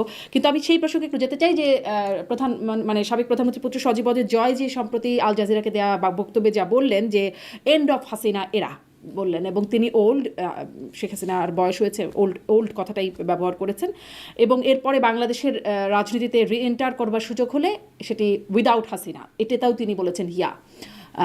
কিন্তু শেখ হাসিনা যখন আবার এই কথাগুলো বললেন, 5 দফা দিলেন, জনসম্মুখে আসলেন, তখন তো তিনি এই বিষয়ে কিছু বললেন না। মানে জয় এটা কিভাবে বললেন, বা জয়ের কথা আমি আপনাকে আমি আপনাকে এই জিনিসটাকে বলবো যে আপনি একেবারে ওয়ার্ড টু ওয়ার্ড না নিয়ে জাস্ট এটাকে অ্যাজ এ হোল আপনি একটু দেখেন।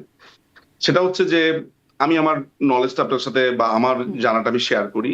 সেটা হচ্ছে যে মাননীয় প্রধানমন্ত্রীর সাথে যখন এই ব্যাপারে কথা হয়েছে এর আগে, এটা গত বছর সামটাইমস ইন ফেব্রুয়ারি বা মার্চের সময় কথা হয়েছে। আপা বলেছে যে দেখো, 2018 সালের ইলেকশনের 18 সালের ইলেকশনটা আমি করতে চাইনি।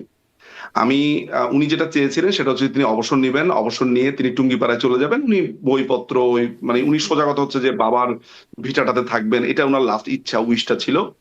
তখন আমাদের দলের যারা নেতা কর্মী আছে তারা একেবারে রীতিমতো তারা অ্যাডামেন্ট যে তারা আপাকে যেতে দিবেন না, এবং স্বাভাবিকভাবে এখনো আমাদেরও একই অবস্থানে আছে আসলে, সেটাতে আসছি। তখন তখন মানে উনি এটা ইন্টারনালি আলোচনার ভেতরে তখন অসম্ভব রকম ভাবে উনাকে ঠেকিয়ে রাখা হয়েছে, উনি তখনই অবসর নেন। আচ্ছা, আমি আপনাকে এই কথাটা কেন বললাম, কারণ হচ্ছে যে উনি এটার প্রেক্ষাপট বিবেচনা করে এটা বলেছেন যে তিনি অবসর অনেক আগেই নিতে চেয়েছিলেন, পরবর্তী সময় ঘটনাচক্রে দলীয় নেতা কর্মীদের ভালোবাসায় চাপে উনাকে অনেকটা বাধ্য এখানে আসতে হয়েছে। আচ্ছা, সজীব ওয়াজেদ জয় যে কথা বলেছেন সেই কথাটা বলেছেন যে জায়গা থেকে, এই জন্য আমি বলছি আপনি অ্যাজ এ হোল বুঝবেন আর কি। সেটা হয়েছে যে চোখের সামনে এত বড় একটা ঘটনা ঘটতে দেখেছেন, মাননীয় প্রধানমন্ত্রীর এখনো তিনি 18 থেকে 19 ঘন্টা ফোনে কথা বলেন, আমি পার্সোনাল নলেজ থেকে জানি বলে আমি আপনাকে বলছি।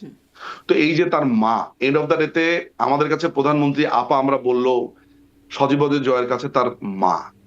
সো স্বাভাবিকভাবেই তিনি হয়তোবা তিনি মনে করেন, তিনি ব্যক্তিগতভাবে মনে করেন যে তার মায়ের জায়গা থেকে তিনি মনে করেন যে তার মার উপর দিয়ে এত বড় একটা ঘটনা গেছে, উনি টায়ার্ড, আমার মাকে আমি আর এই ট্রমা, এই কষ্ট, দেশ পরিচালনা, এই দেশের এই সমস্যা সেই সমস্যাতে একটা জায়গাতে আমি তাকে একটু রেহাই দিই, এরকম একটা জায়গা থেকে হয়তোবা সজীব ওয়াজেদ জয় এই আলোচনাটা করতে পারে।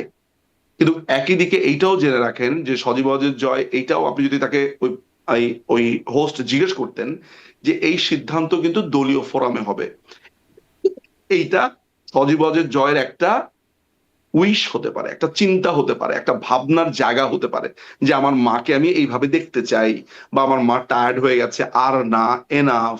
আমি আমার মা হলে একইভাবেই চিন্তা করতাম। কিন্তু আমি আমার মাকে তো আর এইভাবে, ধরেন আমার আমার আমার একেবারে মা, আমি জন্মদাতা মা, তিনি আমার, আমি এইভাবে ভাবছি আমার মাকে নিয়ে। এখন আমার মাকে এই সিদ্ধান্তটা নিতে হলে তো একটা প্রসিডিংস এর ভেতর দিয়ে যেতে হবে। দলীয় কারণ বাংলাদেশ আওয়ামী লীগ তো এমন না যে কলমের খোঁচা দিলাম অমুক সভাপতি তমুক সভাপতি, এমন না, একটা কাউন্সিলের মধ্যে দিয়ে আমরা হই। তো এই যে সজীবদের জয়ের এই ভাবনাটা, মার প্রতি তার এই যে মানে এই তিনি আবেগের প্রগাঢ় বশে বলেছেন, আহ্বান, বাস্তবিকতা বলেন না, আবেগের আবেগের বশে। মানে উনার যে চাওয়াটা, সেই চাওয়াটাকে আপনি একটা সাংগঠনিক বাস্তব হিসেবে ভাববেন না। এটা উনার চাওয়া, এটা উনি চাইতে পারেন তার মা বলে, বিকজ তার মাকে তিনি দেখছেন চোখের সামনে, তার সাফারিংস বা এভরিথিং, যে তিনি কত কষ্ট করছেন, এত কিছু করার পরও নানান ধরনের অপবাদ। ফলে এটা তো একটা চাওয়া। সাংগঠনিক ভাবে যখন সিদ্ধান্তটা আসবে বা হয় কখনো, তখন আমার মনে হয় আমরা এগুলো নিয়ে এইভাবে বলতে পারবো। এটাকে আমি একটা ছেলের মার প্রতি ভালোবাসা, আহ্বান, আবেগের জায়গা আমি বলতে মানে স্বাচ্ছন্দ্য বোধ করি। জি, আল জাজিরা নিশ্চয়ই একটা ছেলের শুধুমাত্র ইন্টারভিউ বা মানে মায়ের প্রতি আবেগের জায়গা থেকে জানতে চাইবার কথা ছিল না নিশ্চয়ই। মানে তিনি সাবেক প্রধানমন্ত্রীর পুত্রের কাছে মানে বলছেন। আচ্ছা, আপনার ব্যাখ্যাটা আমি বুঝলাম। জি, প্রধানমন্ত্রীর পুত্রের কাছে বলেছেন, আপনার খুবই ব্যাখ্যা সত্যি। বুঝছি। জি, জি। আল জাজিরার চাওয়া বা জানতে চাওয়া হুম, হয়তোবা নানান ধরনের রিজন আছে, হুম। মানে কিন্তু আপনারা বিষয়টাকে একইভাবে আমাদের লিবার্টি আবেগের বলে আছে। বাস্তবতা সম্মত না, এটা সেটাই বলছেন, যেটা আবেগের না, বিষয়টা। কিন্তু মাথায় রাখবেন যে আল জাজিরার যেমন জানতে চাইবার একটা ব্যাপার রয়েছে, কাকে জানতে চাচ্ছেন, একই সাথে আমাদের বুঝবার লিবার্টি রয়েছে, তিনি কি বলেছেন। ফলে আমি আমার এই বুঝার লিবার্টি অ্যাপ্লাই করেছি, আল জাজিরা জানতে চাইবার লিবার্টি অ্যাপ্লাই করেছে। জি, আর সবাই আসলে শিরোনাম করেছে এন্ড অফ হাসিনা এরা, এই বিষয়টাই। ফলে এটা একটা খুব এইটা তো হচ্ছে চমকদার যে সাকিব ফিরে এলেন, পরে দেখা যাচ্ছে হ্যান্ডবল প্লেয়ার সাকিব ফিরে এলেন। সো আপনার না, আপনার কিন্তু এটা তো পত্রিকার তার মুখ যেসব থেকে এসেছে, এন্ড অফ হাসিনা এরা, না না? না না না না, একটা কথা মাথায় রাখবেন আপনি যে না, এন্ড অফ হাসিনা এরা, এখানে এন্ড অফ হাসিনা এরা তারা কখন বলতে পারবে? সজীব ওয়াজেদ জয় যদি বলে যে আমার মা থাকবেন না, হুম। এইটা উনার উইশফুল থিঙ্কিং তো এন্ড অফ হাসিনা এরা হতে পারে না। হাসিনা এরা হতে পারে তখন যখন সাংগঠনিক ভাবে সিদ্ধান্ত হবে। তো এইটা কি পত্রিকালারা বোঝে না? তো পত্রিকালারা তো এইভাবে চটকদার ভাবে বলে যে আপনার জয়ার গোয়াতে উৎসব, তো মানুষজন বলছে কি অশ্লীল, কি ভয়ঙ্কর কথাবার্তা। পরে জানা গেল যে গোয়া নামে একটা জায়গা আছে ইন্ডিয়ার, সেই উৎসবে আপনার জয়া যাচ্ছেন। তো সবকিছু বোঝার একটা একটা জায়গা আছে, যে চটকদার সাংবাদিকরা একটা কথা বলে, হুম। সেইটা সাকিব ফিরে এলেন, সরাসরি তিনি মুখে বাংলাদেশ বলে যাচ্ছেন। দিচ্ছেন, আর দোষটা হচ্ছে চটকদার সাংবাদিকদের। তিনি একদম না, আমি প্রকাশ্যে বললেন আমি তার বলে মা দিচ্ছি কি, ওল্ড। এই প্রথম আলোর মতো পত্রিকা এটা রিপোর্ট করেছে, আমার হুম। কাছে সেটা আছেও। জি, তো সাংবাদিকরা বলছে যে জি, কিন্তু সাকিব ফিরে এলেন, তো এটা একটা ওরা জানে একদম না একটা যে ভিডিও। সাকিব নিয়ে ওরা কি কি বুঝাতে জি, চাচ্ছে। একদম মানুষ এখন ভিডিও সাকিবের সাক্ষাৎকার কথা ছিল বলতে কেমন ব্যারিস্টার থাকবে নজরুল কথা বলতে, মজুমদার, একদম পরে দেখা ভিডিও যাবে যে সাক্ষাৎকার হ্যান্ডবল ছিল। খেলোয়াড় সাকিব। হুম। হ্যাঁ, একদম ভিডিও সেটাই। সাক্ষাৎকার ছিল, সেখানে এন্ড অফ হাসিনা এরা, তার মা ওল্ড, এবং তাকে তার মা নেক্সট টাইমে যখন আপনাকে আমি বাংলাদেশে আবারও এন্টার বলেছি করবে। যে উনার সজীব ওয়াজেদ জয় যেটা বলেছেন সেটা তো এটা একটা ভাবনা, এটা একটা প্রত্যাশার জায়গা, কিন্তু সেটা তো সাংগঠনিক ভাবে যদি বলতো তাহলে এন্ড অফ হাসিনা এরা হতো। আপনি ভবিষ্যৎ আপনাকে বলে দিবে কি হচ্ছে, আমি আপনাকে বলছি। জি, আহ, মানে সেক্ষেত্রে তার ক্রেডিবিলিটি একটু প্রশ্নবিদ্ধ হয়ে গেল না? না, প্রশ্নবিদ্ধ হলো না। আমার মাকে যদি আমি মনে করি যে আমার মা থাকবে না, আমি চাই না, আমার মা এরকম ক্লান্ত হয়েছে, সেটা তিনি একবার না 500 লক্ষ বার তিনি বলতে পারেন। অবশ্যই তিনি বলবেন, তার সেই রাইট আছে। সেই তাকে জিজ্ঞেস করতে চেয়েছে, তিনি মনে করেন যে এইটা, বা ছেলে হিসেবে তিনি মনে করেন। কিন্তু আমি খুবই এইসব ব্যাপারে মানে আমার কাছে মনে আমি ওইভাবে লিফট দ্য বেইল করতে চাই যে আমি সাংগঠনিকভাবে একটা সিদ্ধান্ত এবং ইন্টারভিউতে কি বলা হয়েছে সেই আবেগের জায়গাটাকে আমি আলাদা করতে পারি। ইয়েস, আপনার কাছে মনে হতে পারে কারণ এটা নিয়ে আলোচনা হচ্ছে, এই হচ্ছে, তবে স্বাভাবিকভাবে মাননীয় প্রধানমন্ত্রী যখন আমাদের সাথেও আলোচনা করেন, এইভাবে বলেন, কথাটা এইভাবে বলেন আপা, যে দেখো আমার বয়স হয়ে গেছে, এই অনেক অনেক হয়েছে, অনেক করেছি, তোমরা দেশকে চালিয়ে নিয়ে যাবে, তোমরা আগাবে।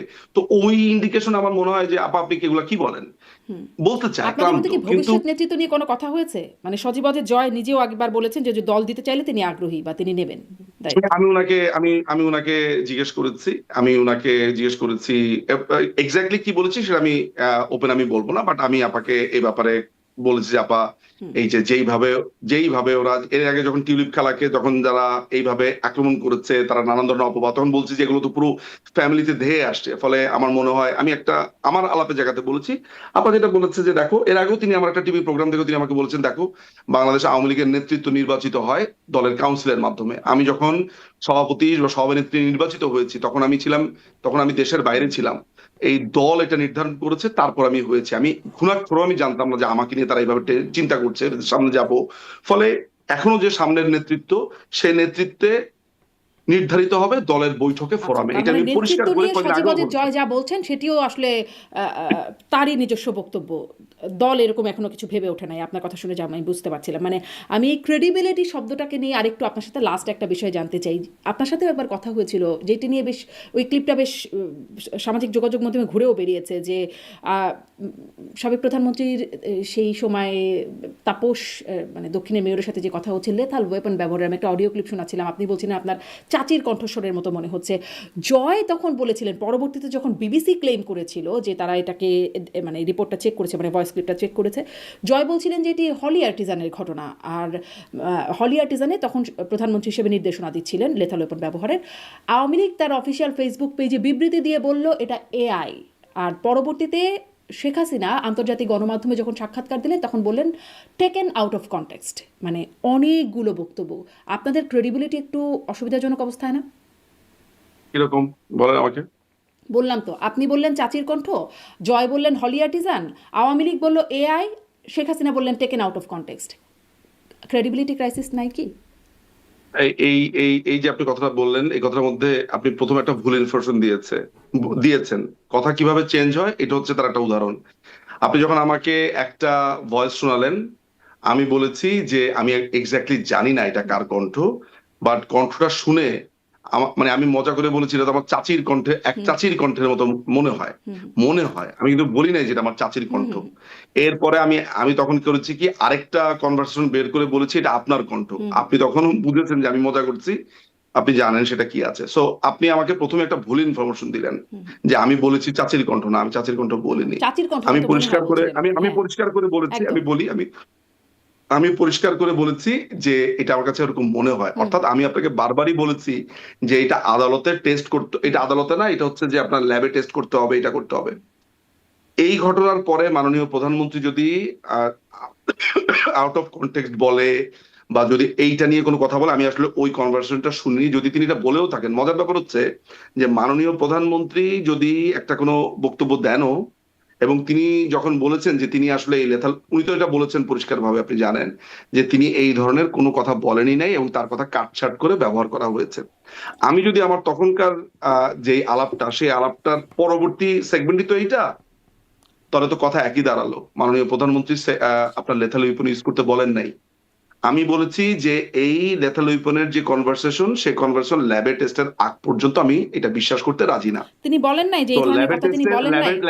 এই ধরনের ল্যাব কথা টেস্টের তিনি বদলে বলেন ল্যাব নাই। টেস্টের আমি বলি, এইরকম কথা শেখ হাসিনা বলেন নাই। তিনি বলেছেন এটি টেকেন আউট অফ কনটেক্সট, মানে তার বক্তব্যের আমি আমি কনটেক্সটের আমি বাইরে থেকে আপনাকে নেয়া। বলি একটু, আমাকে হ্যাঁ আমাকে আমার আর্গুমেন্টটা মেক করতে দেন। সেটা হচ্ছে যে আমাকে যখন আপনি একটা কনভারসেশন এনে দেবেন, সেই কনভারসেশনটা আমি যদি আপনাকে বলি যে এটা মাননীয় প্রধানমন্ত্রীর গলা, আপনি তো অত্যন্ত স্মার্ট একজন মানুষ, আপনি আমাকে ধুম করে একটা প্রশ্ন করে বসবেন। আপনি কেমনে বুঝলেন? একজন লয়ার হিসেবে আপনার তো টেস্ট করা ছাড়া এটা সিওরিটি দেওয়ারও কথা না, বলতে পারলেন কেমনে? তখন আমি কি করব? এই জন্য আমি সবচাইতে বেস্ট যেটা অ্যাজ এ লয়ার হিসেবে, অ্যাজ এ লয়ার কথাটা এই কারণে বলছি, কারণ আমি তো আর একক এখন সত্তা না। আমি যদি আজকে অন্য একটা প্রফেশনে থাকতাম, তখন আমার সামান্যটা মিস্টেকও আপনি ওভারলুক করতেন। কিন্তু আমি তো সতর্কভাবে বলতে হবে যখন ব্যাপারটা আইনি। এই কারণেই বারবার শব্দটা বলেছি যে অ্যাজ এ লয়ার, যে একটা কনভারসেশন আপনি এনে দিলে আমি সেই কনভারসেশনটা চাবো হচ্ছে প্রপার অথরিটি, প্রপার ওয়েতে সেটা আসুক, এটা কার।